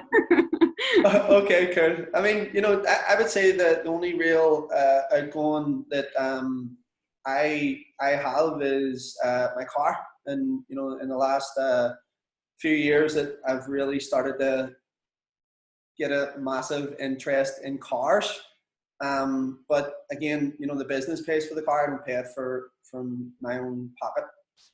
So that was, I suppose, for me at the time, I was going, you know, should I be spending this money on this here, blah blah blah, and it's literally the only thing I do. I don't do anything else. So I'm glad you said that, Cheryl. I'm glad you're nodding your head right now, like, sweet. Katrina, Cheryl says buy another car. Just kidding. Okay, guys. So anyway, back to social media. We kind of squirreled a wee bit there. So, you know, it doesn't matter how many followers you've got, because at the end of the day, you can buy more followers than the next person. Okay, really simple. Now, where it gets confusing for people is, which platform should I be on? Should I be on Facebook, Instagram, YouTube, LinkedIn, TikTok? Jesus Christ, social media is absolutely ballistic right now. Should I be sending emails? All of this stuff that obviously people, you know, kind of, I would say, get confused by and get overly concerned with, right? Now, I'll just tell you guys kind of what we do at the minute, and then you can sort of take from it and ask any questions or anything you got. So you've got organic traffic, which means that it's pretty much everything that you're not paying for. Okay, so like I said, if I have another friend who has like 26,000 followers on Facebook, right? And his engagement on that page is really, really, really low, right? He doesn't get much engagement from it, and he doesn't make any sales from it, okay? Now, let's say I run an ad on Facebook, which I do have an ad running currently. It's actually a retarget ad. Some of you guys may have seen it. And even though he has 26,000 followers organically, and the elite page has like 3,300, something like that. I don't know exactly how many, but let's say I have that. I can run an ad to target 100,000 people. And Facebook is a business, so who are they going to show? What are they going to show more of? The person who's paying them for engagement, or the person who's not? Real simple. They're going to deliver more value to the person who's paying them. Okay, so it really, really doesn't matter, how many followers you've got, because you can always acquire new eyeballs on your business. All right, that's essentially what marketing is in a way, right? It's literally just buying traffic. All right, so now it can be done organically as well. It can be done organically, and I'll explain that to you in a bit. But essentially, marketing is just buying traffic. All right, and it's just putting eyeballs on your business. And I would say Facebook, although the cost, it's called the cost per click, all right, is getting higher on Facebook, as in it's cost, like, way back in the early days when we started running ads back in the early days, like we were acquiring so many customers for a very, very small amount of money. The problem with us back in the early days that we were able to do this here, but the rest of the systems we didn't have in place on the flywheel. So let's say, whenever we come in, our customer service wasn't great. Maybe our referral generating system wasn't great. So that's where the flywheel then comes into play. Okay. So, whenever, back in the day when we were doing that, it was so simple and it was really, really cheap. But now it is getting more and more expensive, as in, cost per acquisition or cost per click to get someone into what's called a funnel or a landing page or a website, right? So you've got Facebook for organic, and I'm a huge fan of Facebook groups as well. Okay, Facebook groups, and I'll explain why a wee bit later on when we get to email marketing. And then you've got Instagram, which obviously Facebook owns. You've got Instagram TV, and you've got Instagram Stories. All right. So if you're not familiar with Instagram, I would say Instagram, you've got their main feed. So the best way to describe it is the main feed is basically the shop window. All right, so that's what's happening in the shop window. Instagram TV is what happens in the store. All right, so this is all the stuff that goes on in the store. And, most of the time, most people don't buy from the shop window, although they like to look at it. Where they buy from is in store. Okay, so that's Instagram TV. And then, Instagram Stories, that is. And then you've got Instagram TV, which is just basically longer videos. All right, because the main feed on Instagram only allows 1 minute uploads, whereas Instagram TV allows longer videos. Now, actually, I'll explain the bicycle spoke method in a wee bit. So then you've got TikTok. Now, for me personally, at the minute, TikTok is just kind of like it's a bit of a joker's social media platform. I don't think people are on there to buy. I'll wait to hear the statistics of people who are purchasing products or service on TikTok before I actually invest any time or energy on that platform. Right now, my kids are just making funny videos on it, and I'm just happy enough to let them do that. So I'm not going to waste any time or energy on there. YouTube, the ads on YouTube are less expensive than on Facebook, and it's built for longer videos. Okay, so YouTube like longer videos purely because they can place ads inside the video. All right, so the stuff that goes on your Instagram TV can also go on your YouTube, and YouTube's a great platform, I would say, for instructional stuff.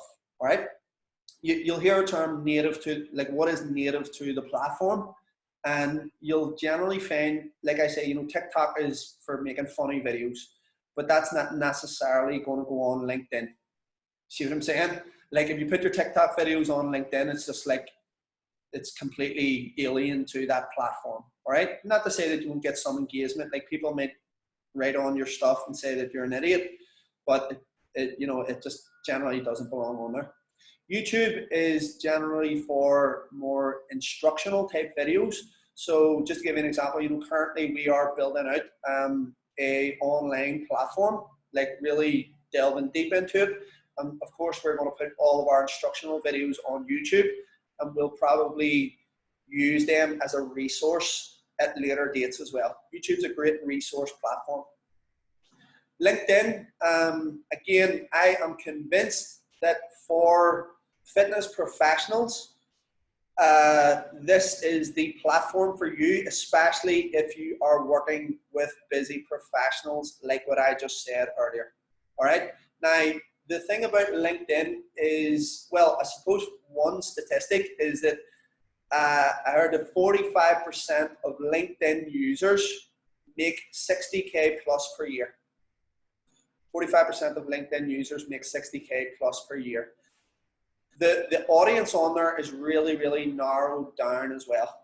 Really narrowed down. So the copy that you write on LinkedIn can be really, really engaging. It's so easy to write for your customer avatar on there, because what are they? They are busy professionals. All right. So let's say I put on a video on LinkedIn and it says, hi, busy executives are getting in shape in as little as 1.5 hours a week.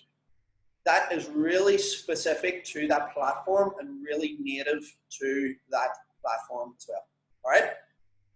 Then we've got Snapchat. I'll be honest, I don't know too much about it. I think if there's any younger ones on here that can give us a wee bit of info on that, that would be great. It's not a platform that I have ever used. And Pinterest as well. I don't think it is used for the fitness industry either. I would say, you know, more restaurants, weddings, that type of stuff, because people are going on Pinterest for ideas.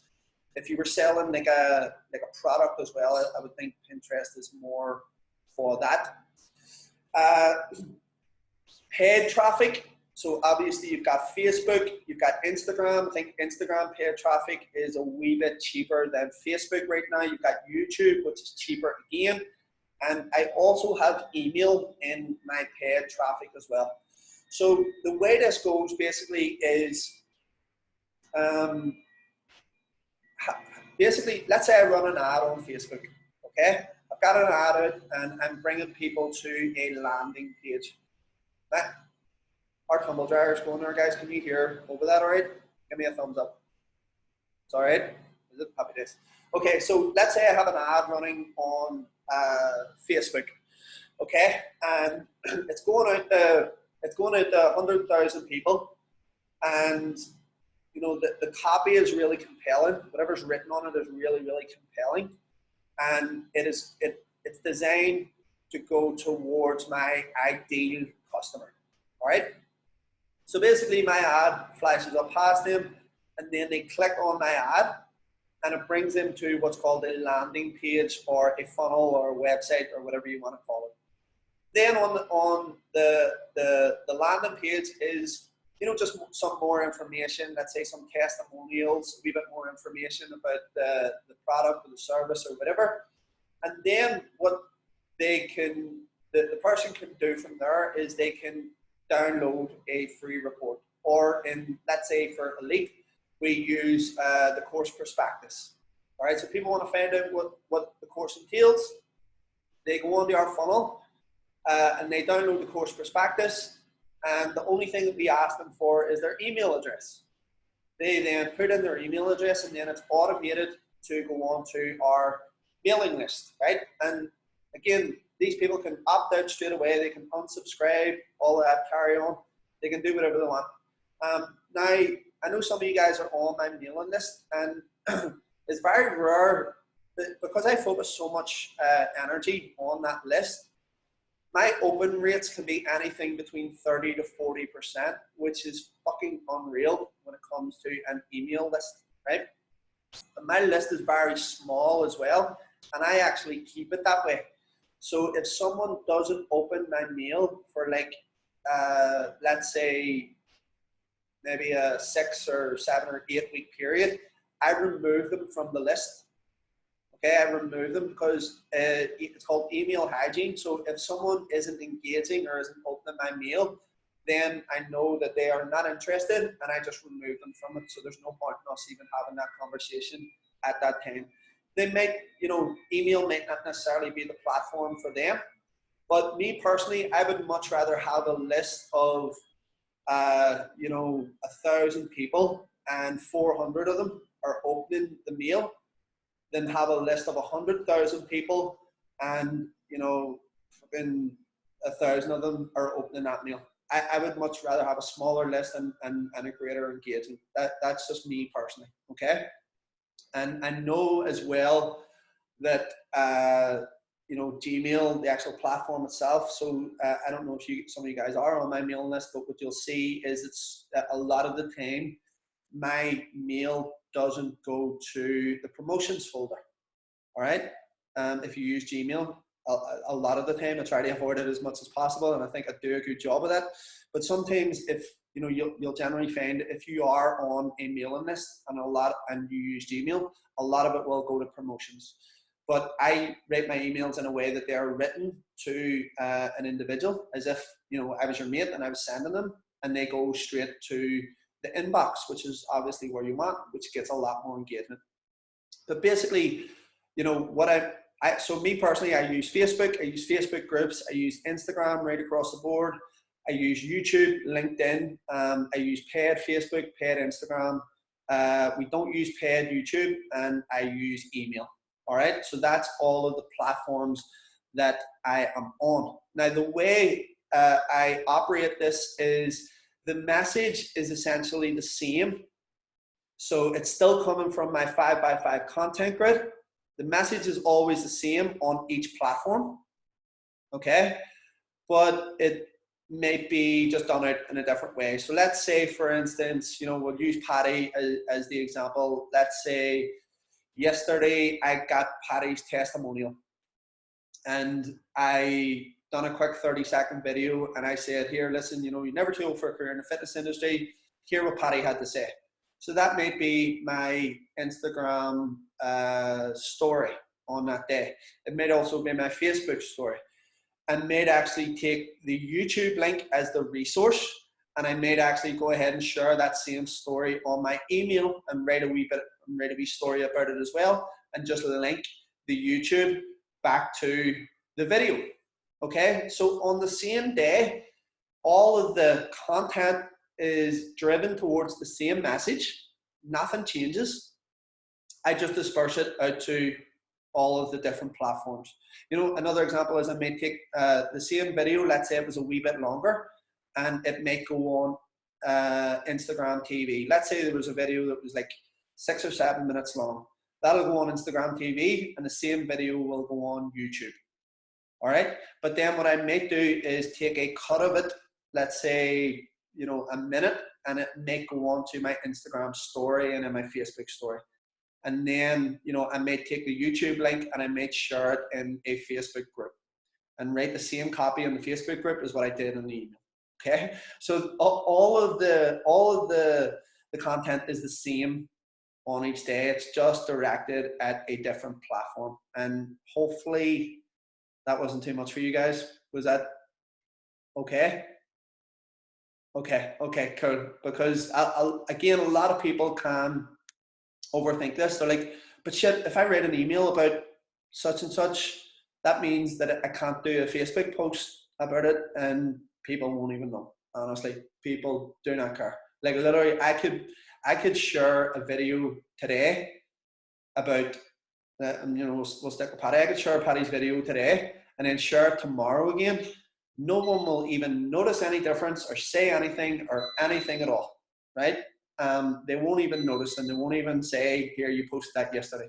It will not make a difference. Now, obviously, you want to keep the content fresh, keep it engaging all the time, but just know that even if you said exactly the same words, right, on day, let's say day 1, you said exactly the same words in one setting, and then on day 30, you said exactly the same words in a different setting, that is keeping the content fresh for people. Okay? So, any questions on that, guys? Any observations, anything you want to know? Anything that I could have cleared up that maybe, no? All good? Okay, happy days, that's good, that's good. So I'm expecting us all to get to work on this stuff straight away. Okay, so this is why this is important. Okay, this is why it's important to get in front of people using all of this and using all of this. Okay, this is why it's important to have what's called a content strategy, is because, right, people will buy when they are ready to buy. All right, and this is the thing about I would say most fitness professionals. There's just a complete lack of patience for people and the needs of people. All right, most fitness professionals, well, anyone that's not privy to this information anyway, basically expect, right? They basically expect people to invest in their services because, one, I'm in great shape, so of course people are going to buy from me, right? No. People don't care what you look like. They don't give a fuck. They just want to know how they can get their belly to stop jiggling, literally, right? So people don't care what you look like.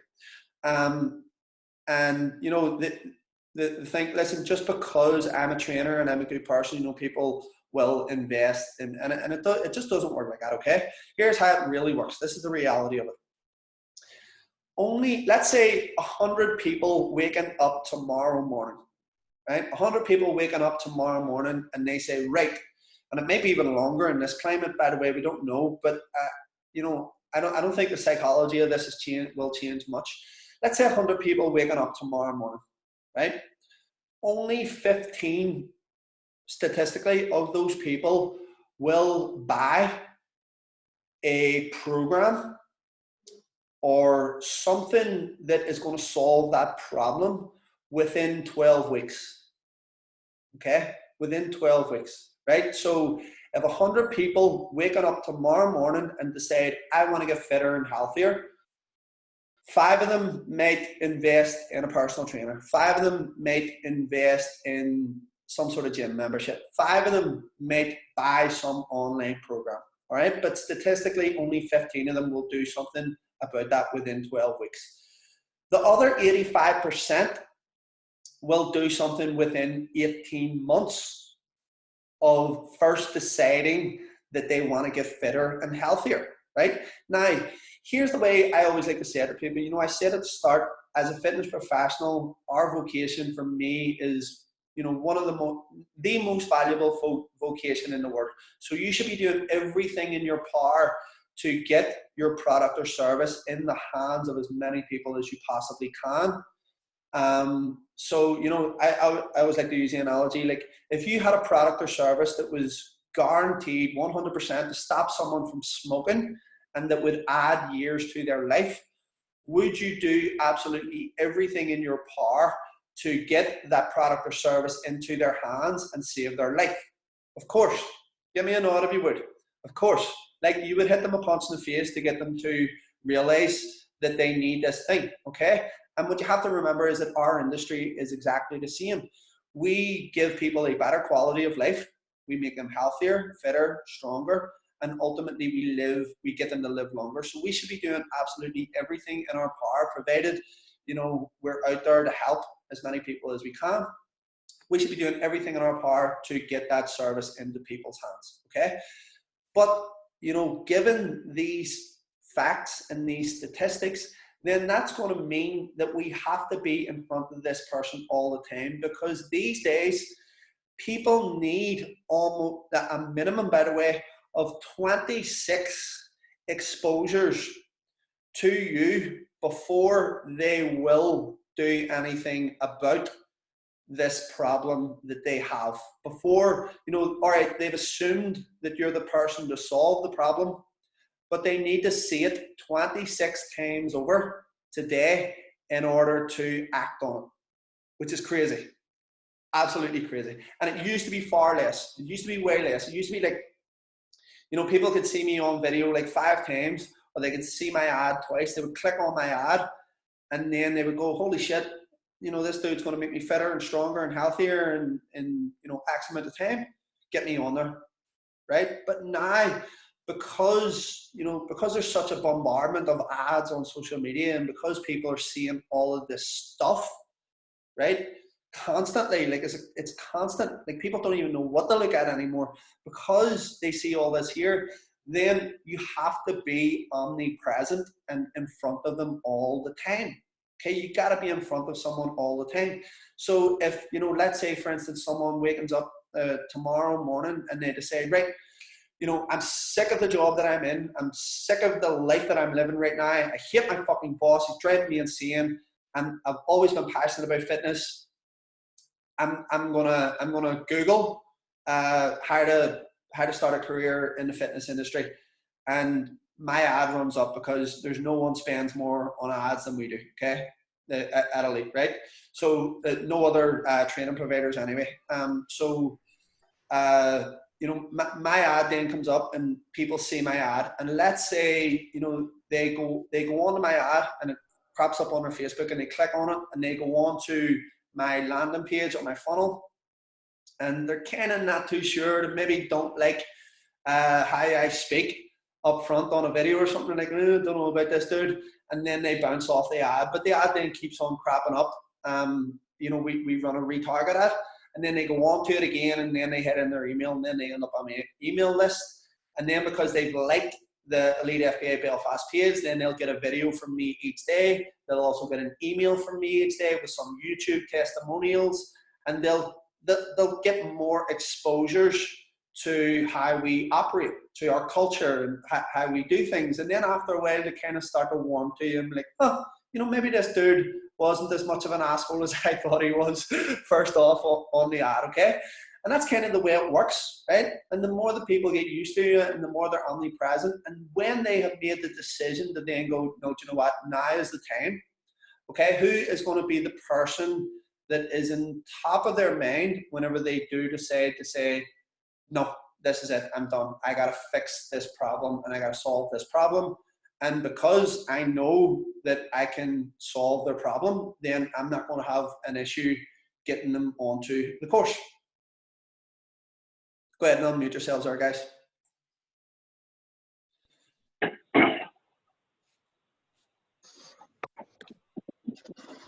Is anyone going, this bastard? Is anyone like, you fucker? Hopefully Some not. bitch. Hopefully not. With the IT guys I work for, they used to say about trying to create sticky business. So it's like, you don't just get you don't just make it easy for them to want to leave. Whenever you do manage to get set up, for example, with training, whenever you do manage to get the lifestyle choices and you become their go-to person, they don't want to try to rebuild that trust elsewhere. Yeah. And it's all that sort of relationship building, because you have the 26 exposures they initially sell, but the more that you can do while you have the customer in your grasp, for lack of a better term, the less likely they are to want to go anywhere else. You almost have to get people to feel like they need whatever it is that you're selling. It's not just that they want it; it's that they need it and that it's integral to their day to day and their routine. Yep, 100%, buddy, 100%. And the thing is that, I suppose for me, just from a perspective of that, again, I have no problems whatsoever running through that process with people. purely because I know for a fact, like 100% fact, that some of this information I'm giving you guys today will 100% help you earn 10x the value of whatever you paid for our course. And that's why I'm so confident in delivering that. Not just like, this is just one day, by the way, but also the stuff that we do on the gym floor. I have like 1,000,000% conviction that if you guys go away and take that, it's going to set you apart so much from every other trainer in the industry who hasn't invested in themselves. And then you're going to earn so much in terms of revenue based off the information that we give. If I wasn't confident on that, and if I didn't have the enthusiasm for that, there is not a hope in hell that I would ever be able to fill a course, purely because it would go back to that fucking snake oil salesman business. Do you know what I'm saying? Whereas I would be like, ah, shit, you know, I didn't really help that person, but you know what? I'll sell them this anyway. It just wouldn't work. But because I know that this information will massively help you guys out, even from today, then for me, it's like, okay, well, I got to do this job then. Do you know what I'm saying? So when you start to think of it that way, it then becomes more sort of liberating, because you're then like, right, okay, well, fuck, how many people can I help? Instead of, you know, maybe I'm not too sure about this here. Cool. Did I have a quick question about the ads on Facebook? Would you find you get much extra interaction if you were to run an ad through Facebook? Okay, guys, so there's stuff here that you need to be mindful of when it comes to ads on Facebook. There is always going to be some assholes commenting and calling you all sorts of shit on an ad on Facebook. All right? There's always going to be assholes on there, and it's just people that maybe don't know you, who haven't built that know, like, and trust factor. So when you start to run ads, and especially, you know, most people are used to seeing ads and something comes up and the person's like some American dude or something along those lines, right? But then whenever, let's say, I'm on an ad and I have a Belfast accent, people just feel the need to go on and call me an asshole all the time. But I just kind of be like, all right, okay, thanks for the input. Actually, let me give you a story here. Some guy actually one time wrote on one of our ads. He wrote to me. I can't remember the full thing, but he basically called me everything under the sun. And bear in mind, I've never seen this dude before in my life. He called me everything under the sun and told me to die a horrible death. Right? Genuinely, okay. I know. There was obviously fucking something lacking in him, right? But then what I done was I just liked this comment, and I just said, thanks for the input, mate. I'll take that into consideration. And then about I'll screenshot it and share it into the group so you can see it. And then about an hour later, I think he deleted his comment, but then he wrote back to me an hour later, and he just something along the lines of, "Hey mate, I'm so sorry for what I just wrote there. I'm an asshole. Please forgive me. Blah blah blah." And I just wrote, "Hey, it's all good, dude. No worries." And the way you have to look at it is, right, hurt people.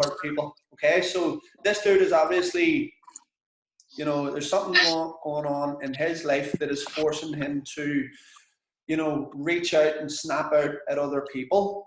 So, you know, there's not really much we can do about that. And this is I would say the downside to getting more engagement is that you're getting more exposure to more people like that, and you are leaving yourself open to comments and negativity and stuff like that. But for me, you know, I don't really care what these people have to say. So I'll either just block them, or I'll just say thanks. And usually they feel worse off than I do. For me, I'm just kind of used to it now. I'll share. You can go on and see some of the comments that we have on an ad at the minute. People are just calling me everything, and I don't really know why, to be honest. I'm just kind of laughing at it, but I just like their comment and move on. That's it. But yes, you will get a lot more. Sorry to answer your question. You will get a lot more exposure, but you just have to be mindful that kind of comes along with that extra exposure. Does it outweigh? I mean, do you have a positive kind of feedback, or kind of does it actually lead to new clients? Yep, always.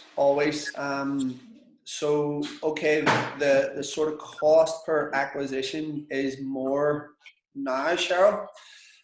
So it's really important if you are going to run Facebook advertising, which I highly recommend you start off small and work your way into doing. If you are going to do that, and you know, Cheryl, for you being such an analytical thinker, then this is going to be really good, because you need to know your numbers. Okay, you need to know exactly how much it costs to acquire one customer, right? Exactly how long on average that customer will stay with you. Okay, because then you can operate with complete certainty. All right. So let's say, for instance, you know, just to give you guys, I'll keep it real simple here, right? So let's say, for instance, I'm going to run this product, right? And the product is £1,000. Okay, so let's say it's like 3 months training and hybrid or something like that, and it works out at £1,000. What, you know, how much am I going to spend on that ad? Maybe anything from 1,500 to £2,000. Okay, and the reason I'm going to spend that amount on it is because, for one, even if I sell one person onto that program, I'll you know, it's not going to cost me much, right? It's not going to cost me you've much. almost covered. That will be covered. Okay, my ad spend will be covered if I sell one person. Now, the reach that I may get from that, I may get more eyeballs on my business, I may get more emails, I may get more people liking my page, okay? But the probability is that if my sales process, if my optimal selling strategy is dialed in, then I'm going to sell a lot more people onto that program. And on average, most of our customers stay with us on average from 9 to, I think, 16 months. All right. So even though I may lose money on the front end acquiring one customer, the reality is that because I know my numbers, then I can spend that money with certainty, because I know that on average they're going to stay with me for a minimum of 9 months. Plus, I'm not just going to sell one person onto the program, I'm going to sell 10 people onto the program. You see what I'm saying? So knowing exactly how much it costs to acquire one customer and knowing exactly how long that customer will stay with you is absolutely vital to running ads, because then you have no problems whatsoever running ads. You know, you have no problem whatsoever spending money on ads. And this is why people, you know, are so reserved when it comes to that, because they're like, I don't know if I'm going to get a return of my investment. But you have to, most people just think short term, you know, like what's on the screen now. Most people just think, oh, what's going to happen in the next week. Most people don't think about what's going to happen in the next 9 months when I deliver an amazing service to this person and get them results. They tell their friends about the culture that we have in the gym, how much we've changed their life. You know, most people don't think about what happens on the back end. They just think, oh, but you know, if I spend £100 on the Facebook ad now, then I'm £100 down. Yeah, but you know, what if you get 2 customers on board and you change their life? What happens then? Do you know what I'm saying? So it's really important for you to know your numbers. Cool. And you guys are actually, you know, lucky, really lucky when it comes to this here, because you can be analytical from day one. So let's say, you know, you're going, right, how am I going to get my first customer on here?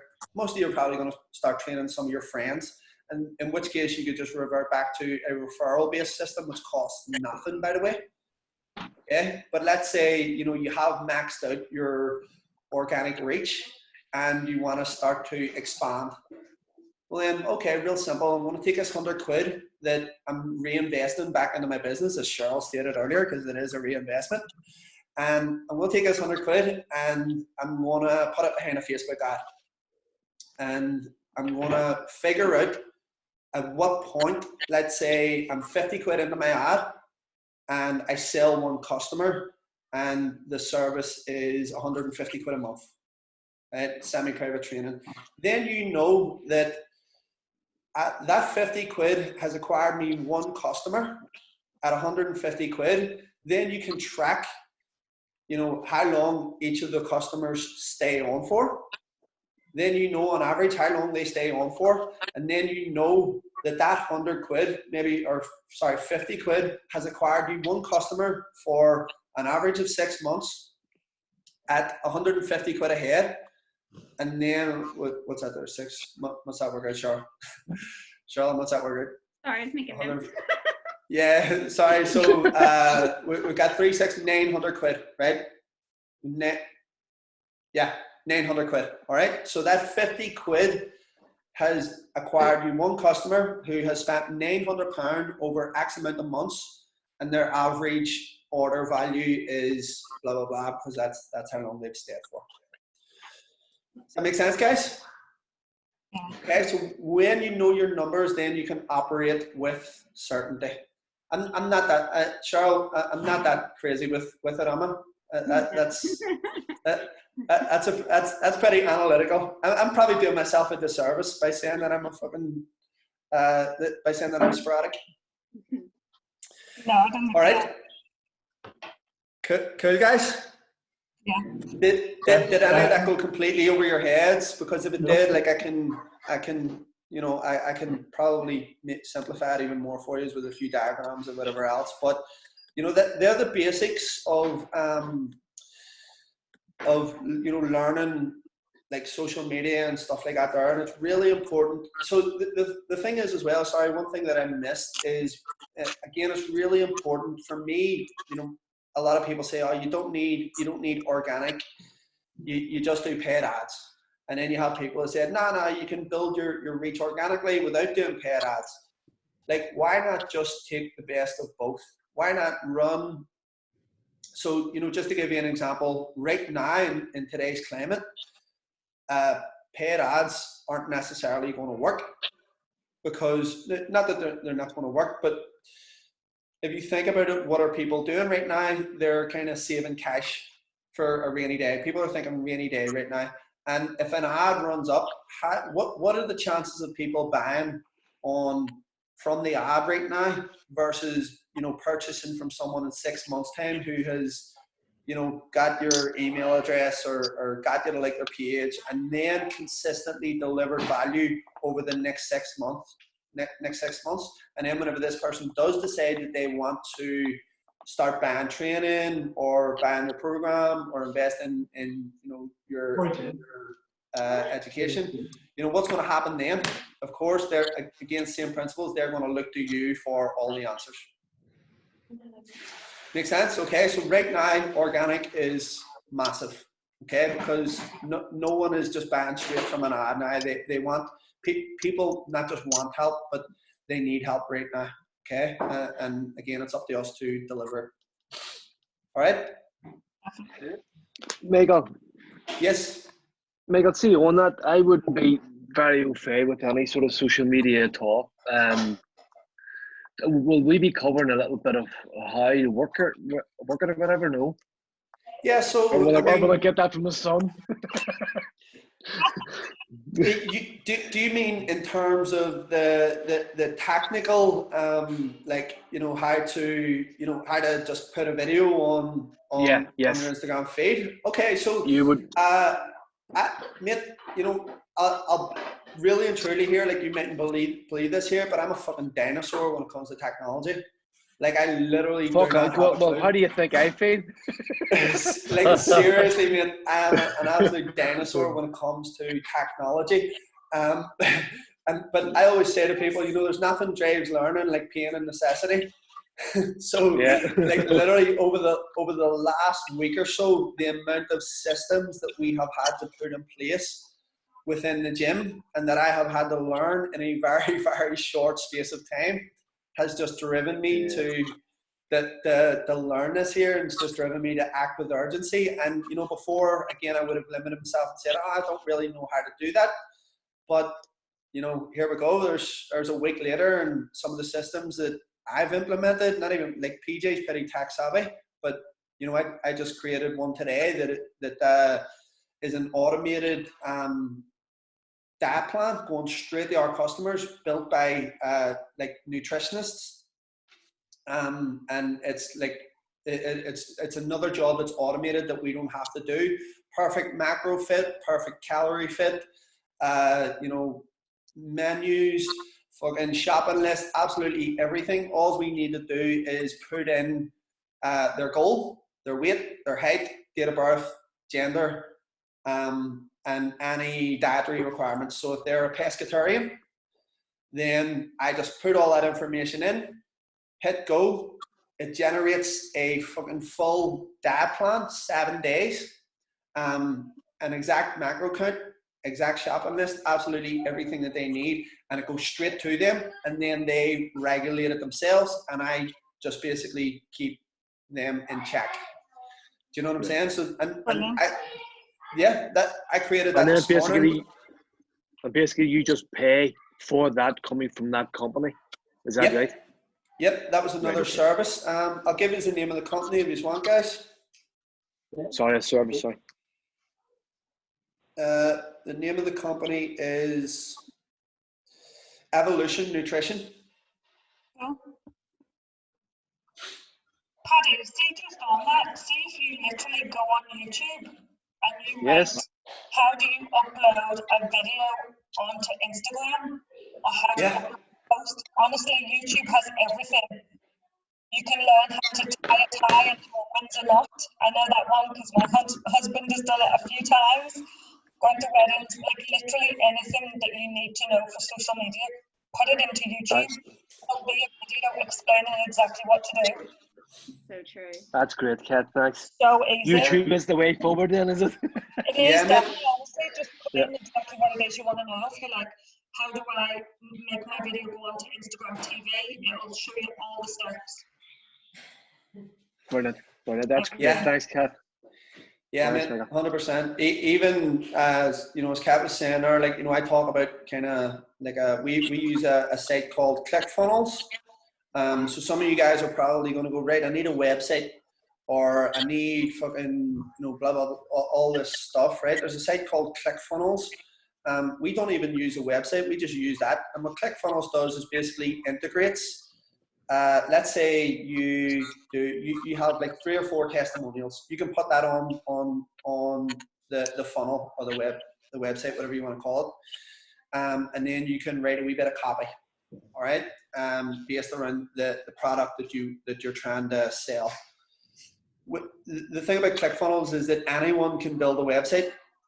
Anyone can build a website on ClickFunnels, or you could actually pay a virtual assistant not a lot of money to build you a website on ClickFunnels. Seriously, it is fucking absolutely crazy. Like, honestly, we live in the easiest age ever to do business. The easiest ever. Do you think websites still have a place, or do you think it's more kind of profiles on Facebook and Instagram and things like that? Me personally, I like for the amount of money that it would. Maybe later on, I don't. So even, you know, people think about the branding, logos. This is the thing that people kind of think about first off: branding, logos, website. And for me, that stuff is kind of just, you know, it's all aesthetics. For me, I'm like, okay, you know, it looks good and it may well help with the branding and stuff. But I'm kind of like, what is the most important things first, right? The most important things first is, you know, your lead generation from social media, and then creating sales. The rest of that sort of aesthetic stuff, I mean, a website, let's say you were to pay someone, I don't know, Steve, like, what is it to pay someone to do a website now, about $1,000 or so plus? It really depends. You can do the really affordable options, the like Wix, where you can get like template designers and stuff like that for really quite affordable. But if you got something bespoke, you'd be talking 500 to well over $1,000. Like, so depends on the designer and all the rest of it. Yeah, Yeah, so for me, I would much rather look after that stuff at a later date. Like, let's say, for instance, a ClickFunnels, like you could get a 30-day free trial with ClickFunnels, right? Then you could go on and build yourself a website, or a landing page for a certain product. Then you could take the funnel, do a video, link the funnel to the video, stick an ad behind it for 100 quid, and then get your ad out there and get more eyeballs on your business for that 100 quid. Get people onto the website pretty quickly, get their email address, get them onto your mailing list via MailChimp, and you can start building a mailing list. You could do all that there for 100 quid versus maybe, investing a grand odd straight away on a website, where you could actually get the wheels turning. You could get the flywheel turning a lot quicker and start to have more of an impact a lot quicker. And then later on down the line, once you've built up a bit of capital in your business and you're starting to generate more income, more revenue, more profit, then you go, okay, now I can sort of focus on the aesthetics. Now I can maybe look at a designer logo and integrate it with my website, and everything looks amazing. But me personally, it's just my own personal opinion, I would much rather have that sort of impact straight away rather than focusing on the sort of aesthetics stuff. I think just to add to that as well, say if you spent a lot of time and money trying to create a website, you'd almost have like a negative feedback from it, because you've spent a lot of time and money investing into it, and then if it takes a while for anything to come from it, you've got like a negative attachment to it. Whereas if you've made some videos and done what you were saying, like with ClickFunnels and things like that, and something comes of it, you're like, oh brilliant, that worked, and then it's like creates like a positive it's a quick win sort of thing. Yeah, it's like a quick win straight away to get the wheels in motion.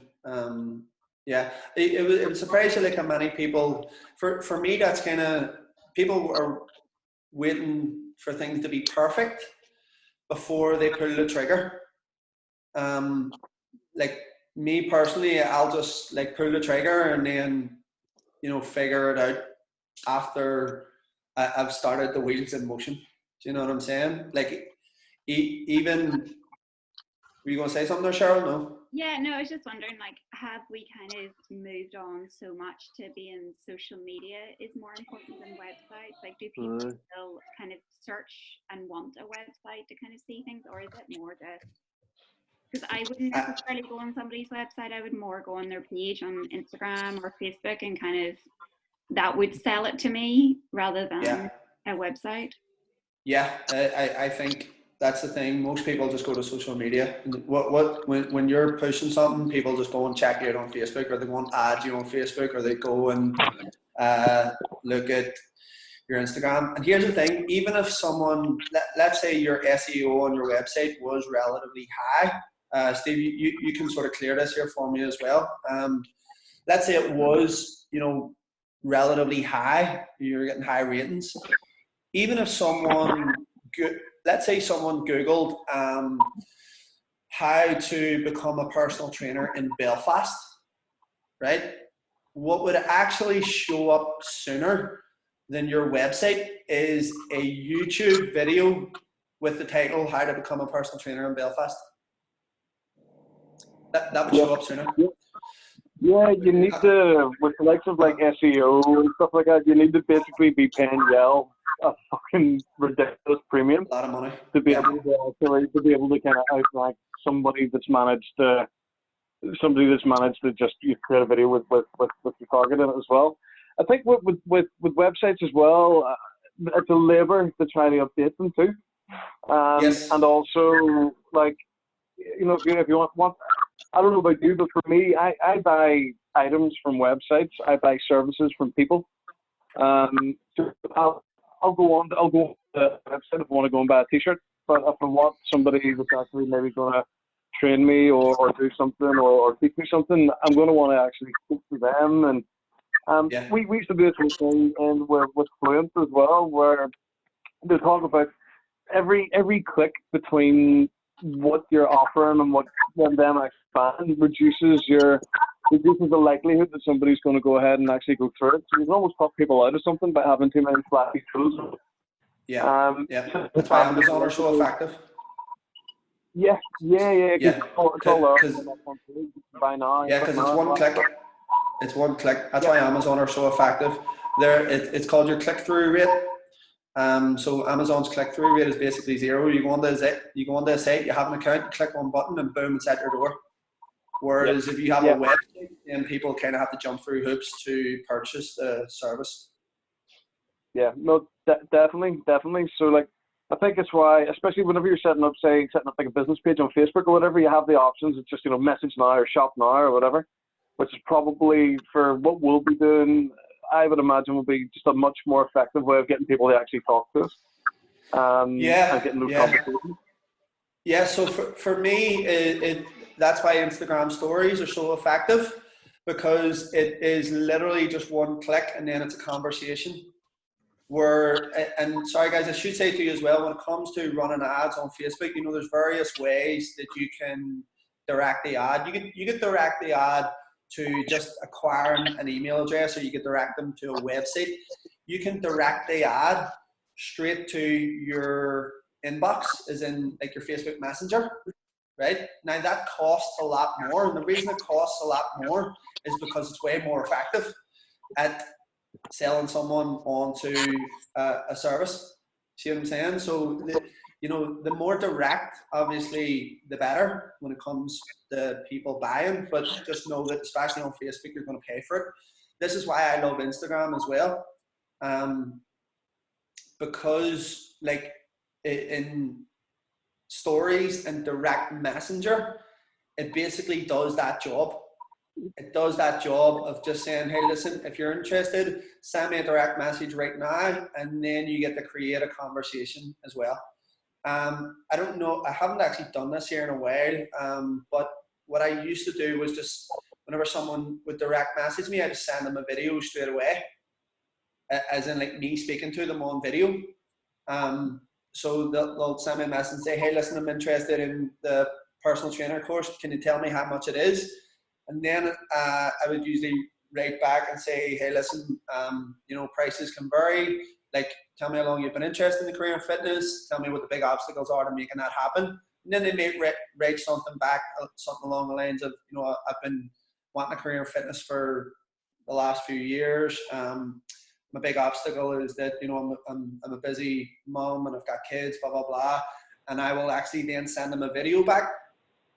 And say, hey, listen, Kat, I think we might be best jumping on a call. Let's have a conversation and see if what we do at Elite is going to be a good fit. Now, if they have been watching my stuff for a while, they're expecting, text back and forth. And then whenever I jump on video and send them a video, they're kind of like, fuck, that dude just sent me a video. That dude just sent me a video. No, I wasn't expecting that. And people are less likely to say no to you speaking on video to them than they are to text. Right? So if I was to jump on and say, hey, let's jump on a call via text, people are like, you know what, I'm a wee bit busy. But because there's a face to the conversation, people are then like, oh fuck, all right, this dude wants to talk to me. It drives me nuts when people won't talk to me. Fucking drives me nuts. Yeah, because I messaged you about the course and you phoned me straight away. Fucking kill you, Charlotte. It's gonna fucking kill. Like, people better stop trying to do shit via email. Yeah, I just like to have a conversation with someone for all the reasons that happened before, but I spoke about before. Because sometimes, you could be emailing someone something or even text, and it just doesn't. The emotion of the conversation, it just doesn't get across for me. So I'm just like, I just want to get someone on the call as soon as possible so that we can cut the bullshit and figure out if what we do is good for them. If if I'm going to be happy enough, being able to deliver for them as well. It just kind of cuts out the crap for me. All right, guys. Okay, so we're almost there. We're almost there. High income skills. All right. Now, I've kind of said this here a couple of times to trainers over the last couple of weeks. All right. And honestly, this is where if you want to create a real fitness business that has a lasting, that has a huge impact on, a massive amount of people, this is where it lies. All right. It lies in writing compelling copy. Okay. It lies in communication, as in leadership. And it lies in conversions, as in sales. Okay. So copy, conversions, and communications, those are high income skills, right? And these are the things that a lot of trainers completely ignore. They completely ignore. Okay, so for me, there's three elements to the fitness industry. You got marketing, you got sales, and you got fulfillment. Okay, most trainers place all their eggs in the fulfillment basket. They're like, if I just become a better trainer and I acquire all of this knowledge on training people and periodization and Olympic lifting, kettlebells, powerlifting, if I movement strength, if I get all of that knowledge, then it's going to be okay. I don't need to do anything else. But there lies a massive problem in that, because it doesn't matter how good a coach you are, right? If you're unable to market and sell your services effectively, then you've got no one to coach. You see what I'm saying? Like if your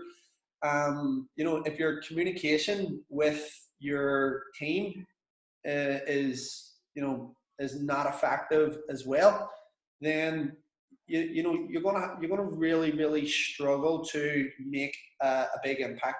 Now, a lot of, I don't know kind of where you guys are at and what your sort of vision is with the outcome that you want eventually, but obviously, like we all want people, inherently want like some sort of recognition. We want to leave a legacy. As I said at the start, we want to make a big impact. We want to leave a legacy, and we want recognition for that as well.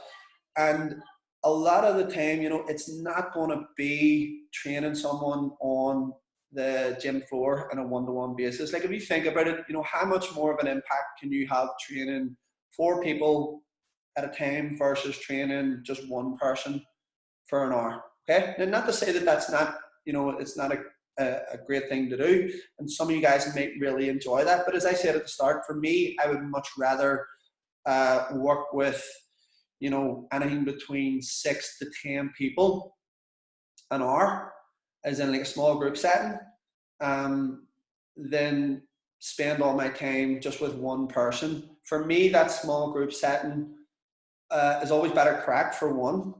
I can still effectively coach that amount of people and still make sure that they get a lot from the hour that we're in together, and I can have a bigger impact as well. So that's just, that's as far as coaching on the gym floor goes.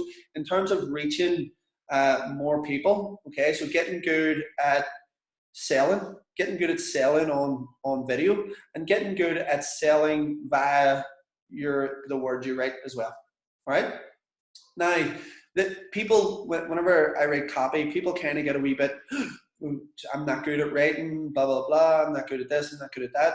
Listen, my fucking vocabulary is very, very limited, like very limited. I left school with not one single GCSE to my name, and I actually write emails every single day. I don't even know how the fuck I get away with that shit, but I do, and my open rates are like 30 to 40%, and I get a lot of responses from my emails as well.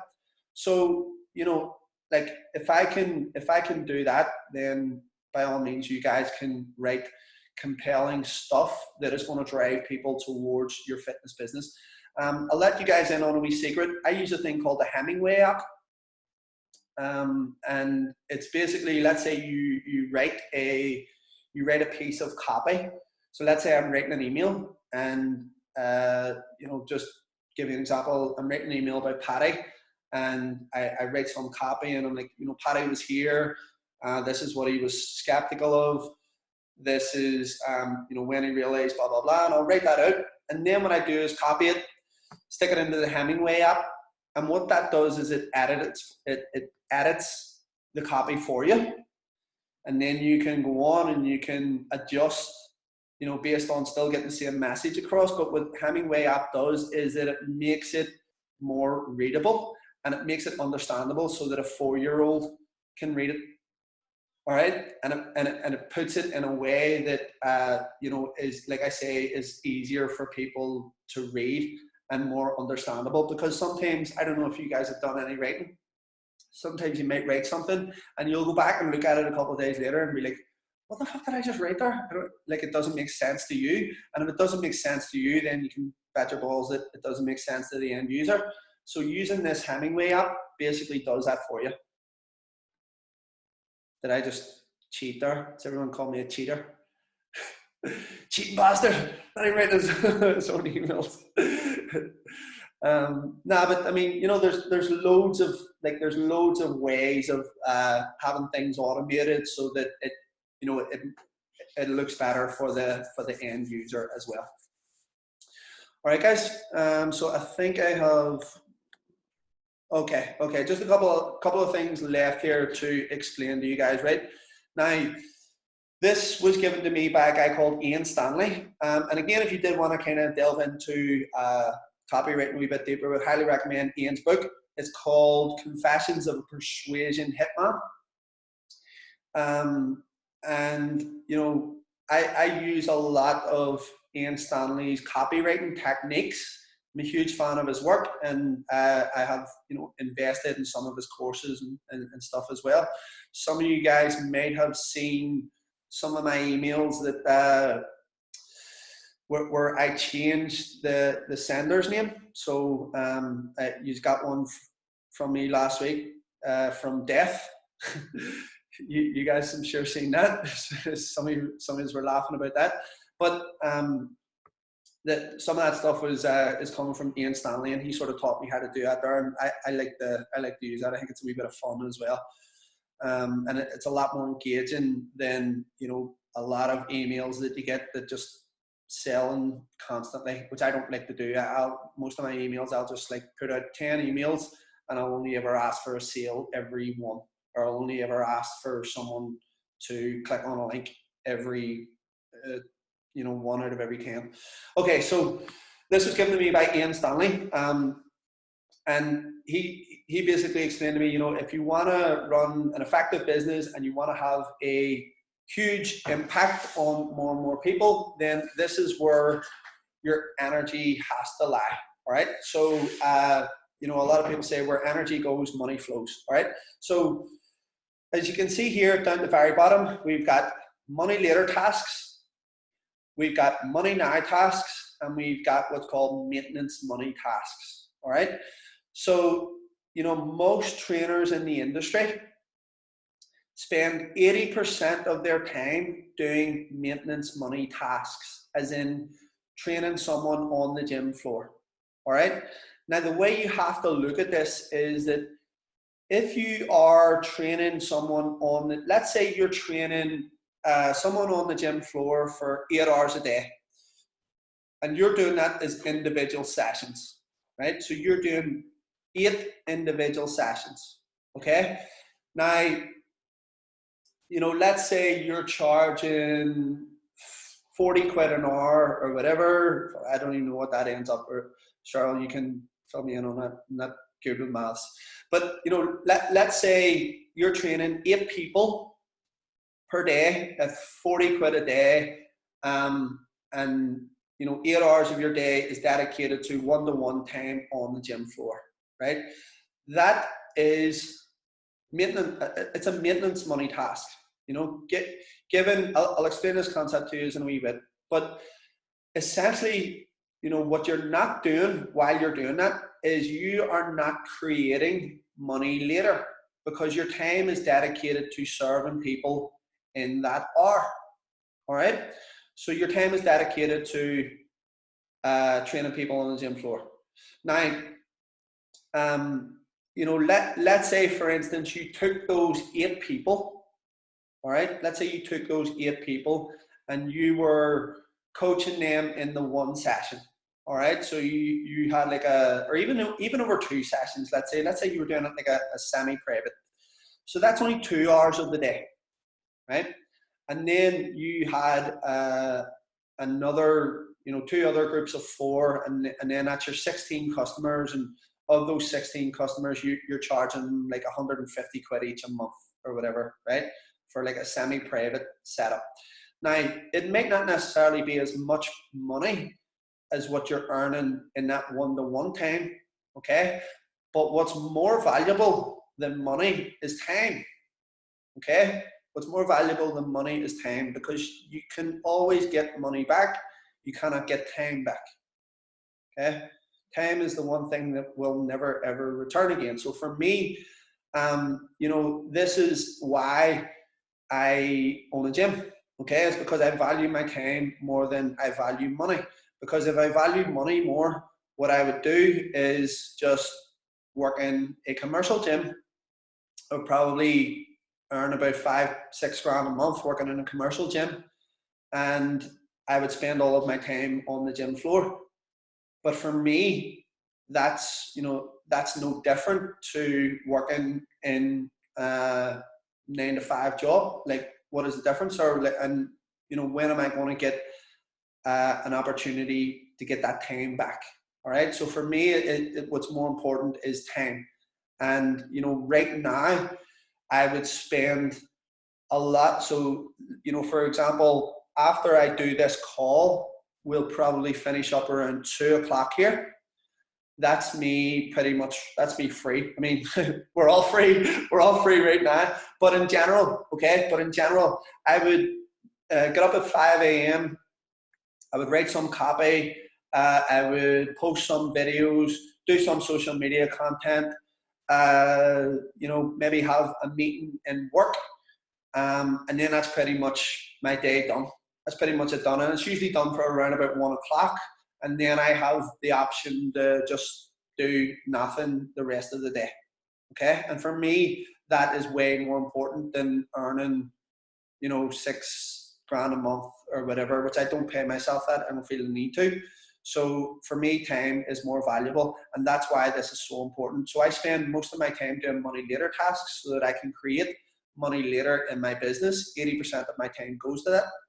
15% of my time goes to money now tasks. Now, a money now task may be a sales call, okay? And what that's doing is creating money at that particular time. So 15% of my time goes there. And then 5% of my time goes to what's called maintenance money tasks, which means that, you know, let's say we have right now 100 customers in the gym, all right, 100 customers in the gym. I will have spent 5% of my week serving my customers, okay? So on a Monday, I usually block out a bit of time to check in with them, making sure they're doing everything in terms of, you know, their accountability and whatever else. You know, making sure that they're sticking to nutrition, making sure that if there's anything that they need me for, I'll do it then, you know, but it's 5% of my time. It's not all of my time. So I'm not spending all of my time on the gym floor serving these people. All of my time is dedicated to, well, 80% of it is dedicated to marketing, you know, writing copy, making sure that my team are clear on what they have to do. Most of my time is dedicated to high income skills rather than training someone on a one-to-one basis on the gym floor for 40 quid. Does that make sense, guys? Okay. I always feel a wee bit weary about giving this here to people because a lot of people kind of, they're like, yeah, but I mean, you know, I'm getting into the industry and I'm on a PT course and I was expecting to train people one-to-one. But for me, it's like, you know, that is not the be all and end all of the fitness industry. Like, there's so many elements. You're only limited by your mind. You know, it's like most people get in the industry and they'll go, okay, I'm going to go into the gym, I'm going to train people for an hour, and you know, we Jimmy down the street, he charges 30 quid an hour, so that's what I'm going to do. And it's like, you know, think outside the box. Like, if you use your unique abilities to serve more people, and you know, how much more of an impact can you have? So again, you know, me personally, I'm like, right, I feel like I have a unique ability, you know, to teach people things and to deliver this stuff to people. But if I just kind of limited myself to, well, you know, the guys down the street, they charge 30 quid an hour for personal training, so that's what I'm going to do, then I would have been just doing exactly the same thing. But I was like, no, I think that I have a unique ability to deliver education. So now I'm going to then use that there to have a greater impact and to try to create more revenue for my business and, you know, make it a better all-round business as a whole. So, you know, I would definitely take that into consideration. And I just love this here because it just takes people away from, oh, okay, so all of my time isn't going to be dedicated to just coaching. It's got to be dedicated to create or to leveling up in terms of those high income skills. Okay, and the final wee slide that I'm going to show you guys, because a lot of people are kind of like, what should I charge, right? And really and truly, you know, what you're charging is probably, I mean, obviously it's important, but how you go about doing it for me is much more important, right? Now, what most people do, again, you know, if everyone's zigging, you zag, all right? Most trainers in the industry are like, right, I'll go into the gym, I'll charge people 30 quid an hour, they'll pay me cash on the day, and then I'm good, I don't have to pay any tax, don't tell Cheryl, and we're all good to go, right? Now, those people right now are probably regretting that there because they're going to get 80% of their money back, probably haven't fucking declared all what they were earning over the last 3 years, right? So we got screwed right now. Now, all jokes aside, you know, for me, what's more important is how you go about doing this, right? So most trainers go 30 quid an hour, get paid cash on the day, and you know, I'll not declare it and I'll get this much in cash. But what you're going to face there is that when someone doesn't have the 30 quid for the hour to show up, they're going to miss a session, they're not going to inform you, you're down an hour's pay because they didn't show up, and you know, you have no real true reflection of your numbers over the month. And you know, it's important to know your numbers, and it honestly becomes a mess. It honestly becomes a mess, right? Now, just to explain this to you guys, okay? So what you've got here at the bottom is what's called a lead magnet, okay? So this is called a value ladder. And a lead magnet is essentially what I say, you know, it's social media marketing. And these principles, by the way, work in any industry.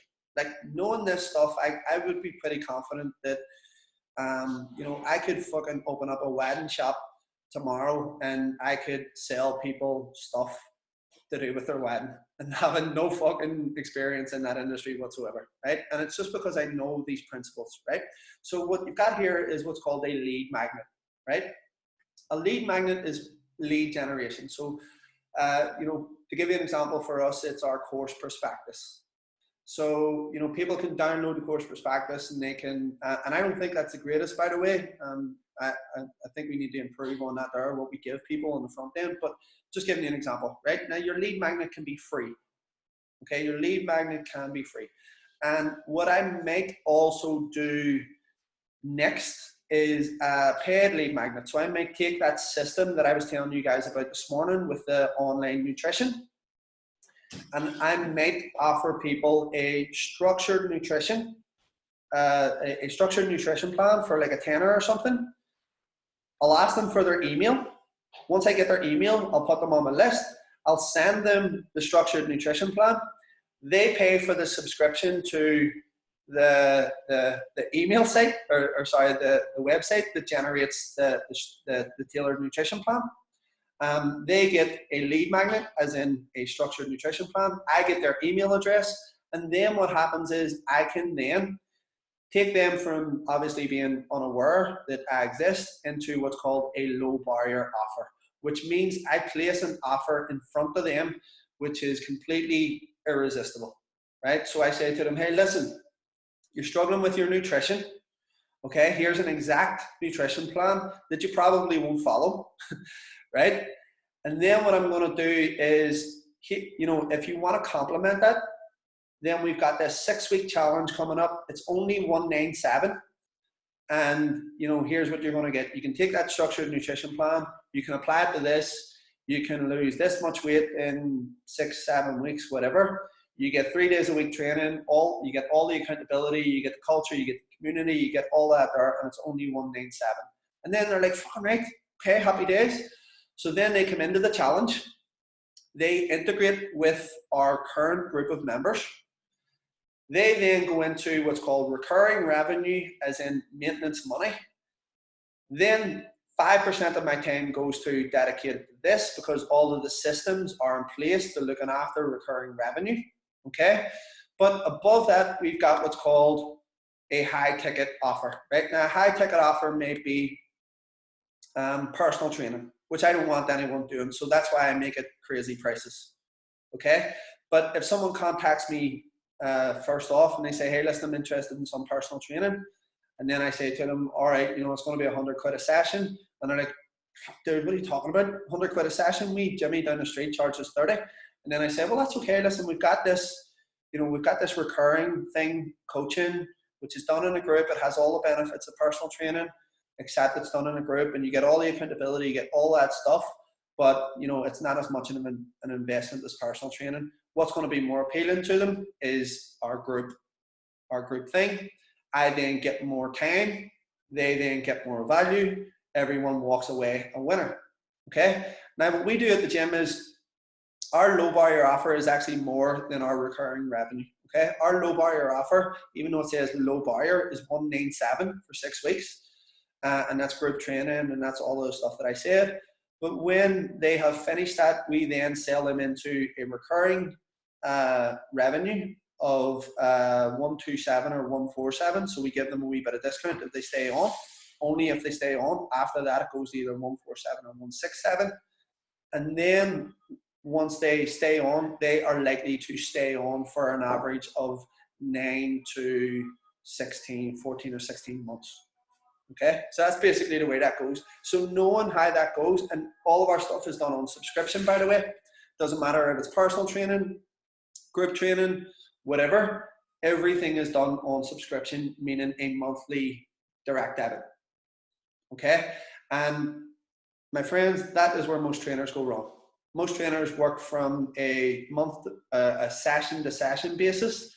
We don't. We work on a month to month basis because we know that it is the most effective for getting people results, making sure people show up, making sure people get value most of all, and, you know, making sure that our time is not dedicated to just being on the gym floor. Go ahead and unmute yourselves there, guys.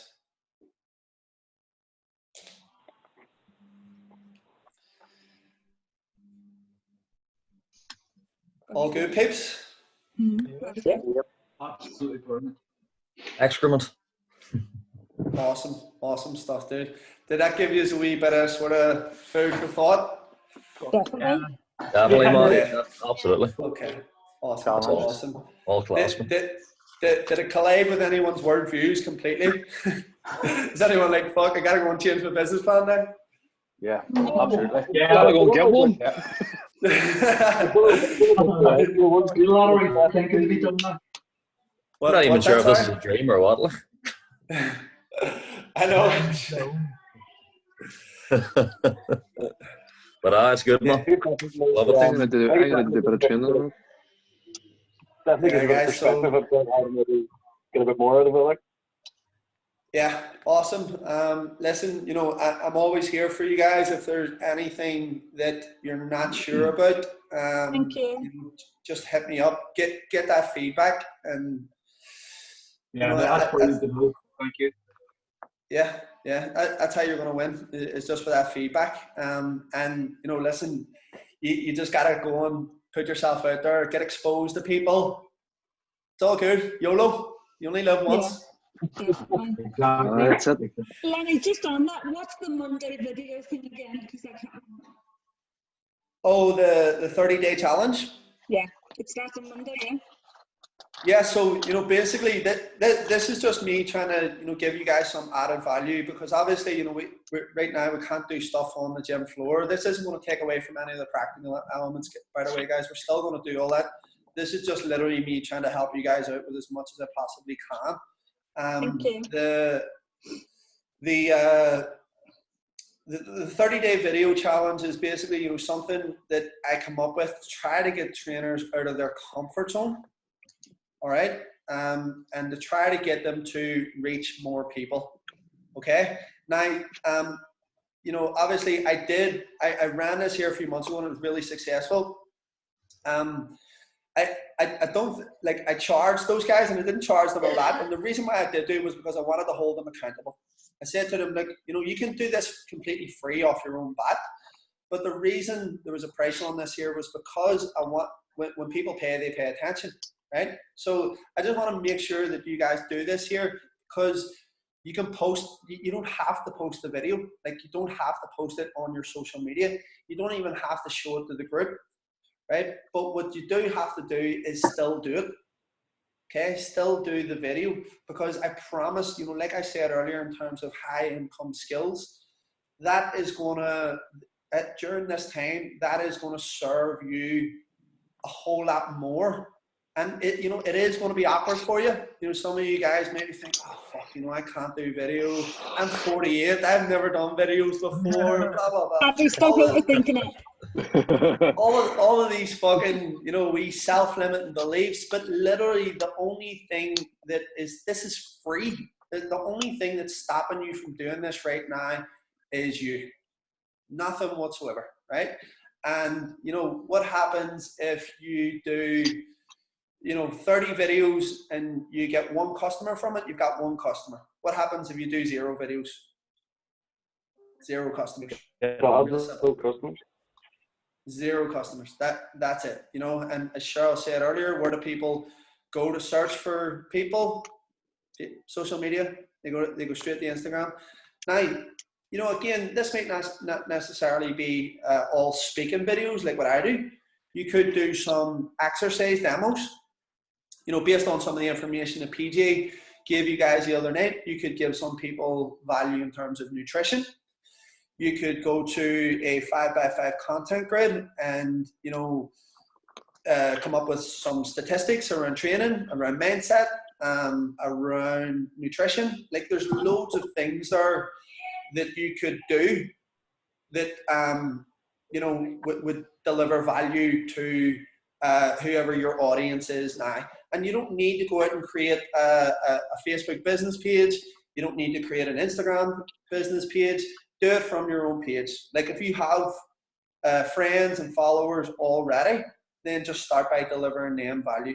Because here's the thing, you know, I would hold back on creating the business page for as long as possible, because again, once you create the page, then Facebook and Instagram want money from you. Okay, so what will happen is, if you start delivering value to your audience now, you'll get a good bit of engagement. But as soon as you create a business page, Instagram, well, after a while, Instagram will do it anyway. They'll start out what's called throttle your engagement, and they will show your stuff to less people. And then it's at that point where you create a business page, your engagement will get higher again. But then the same process will happen all over again. Instagram, Facebook, if you're not paying them, if you're getting loads of organic traffic, they'll throttle your engagement. And then it's at that time where you go, right, okay, well, what's the deal now? Paid ads. Okay, so just get as much organically as you possibly can, first of all. Cool, guys? Awesome. Okay. And what will be the topic of Monday's video? I I'll share it tomorrow. So what I do is I share the video a day in advance, and there's always like a prompt.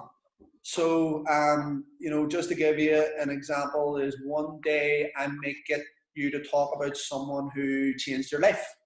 Okay, and I'll give you an example as to how the video will go. This is basically a step-by-step, you know, me walking you through exactly, you know, what you do and what you say on the video. For you, it's literally just practice time. It's just repetition.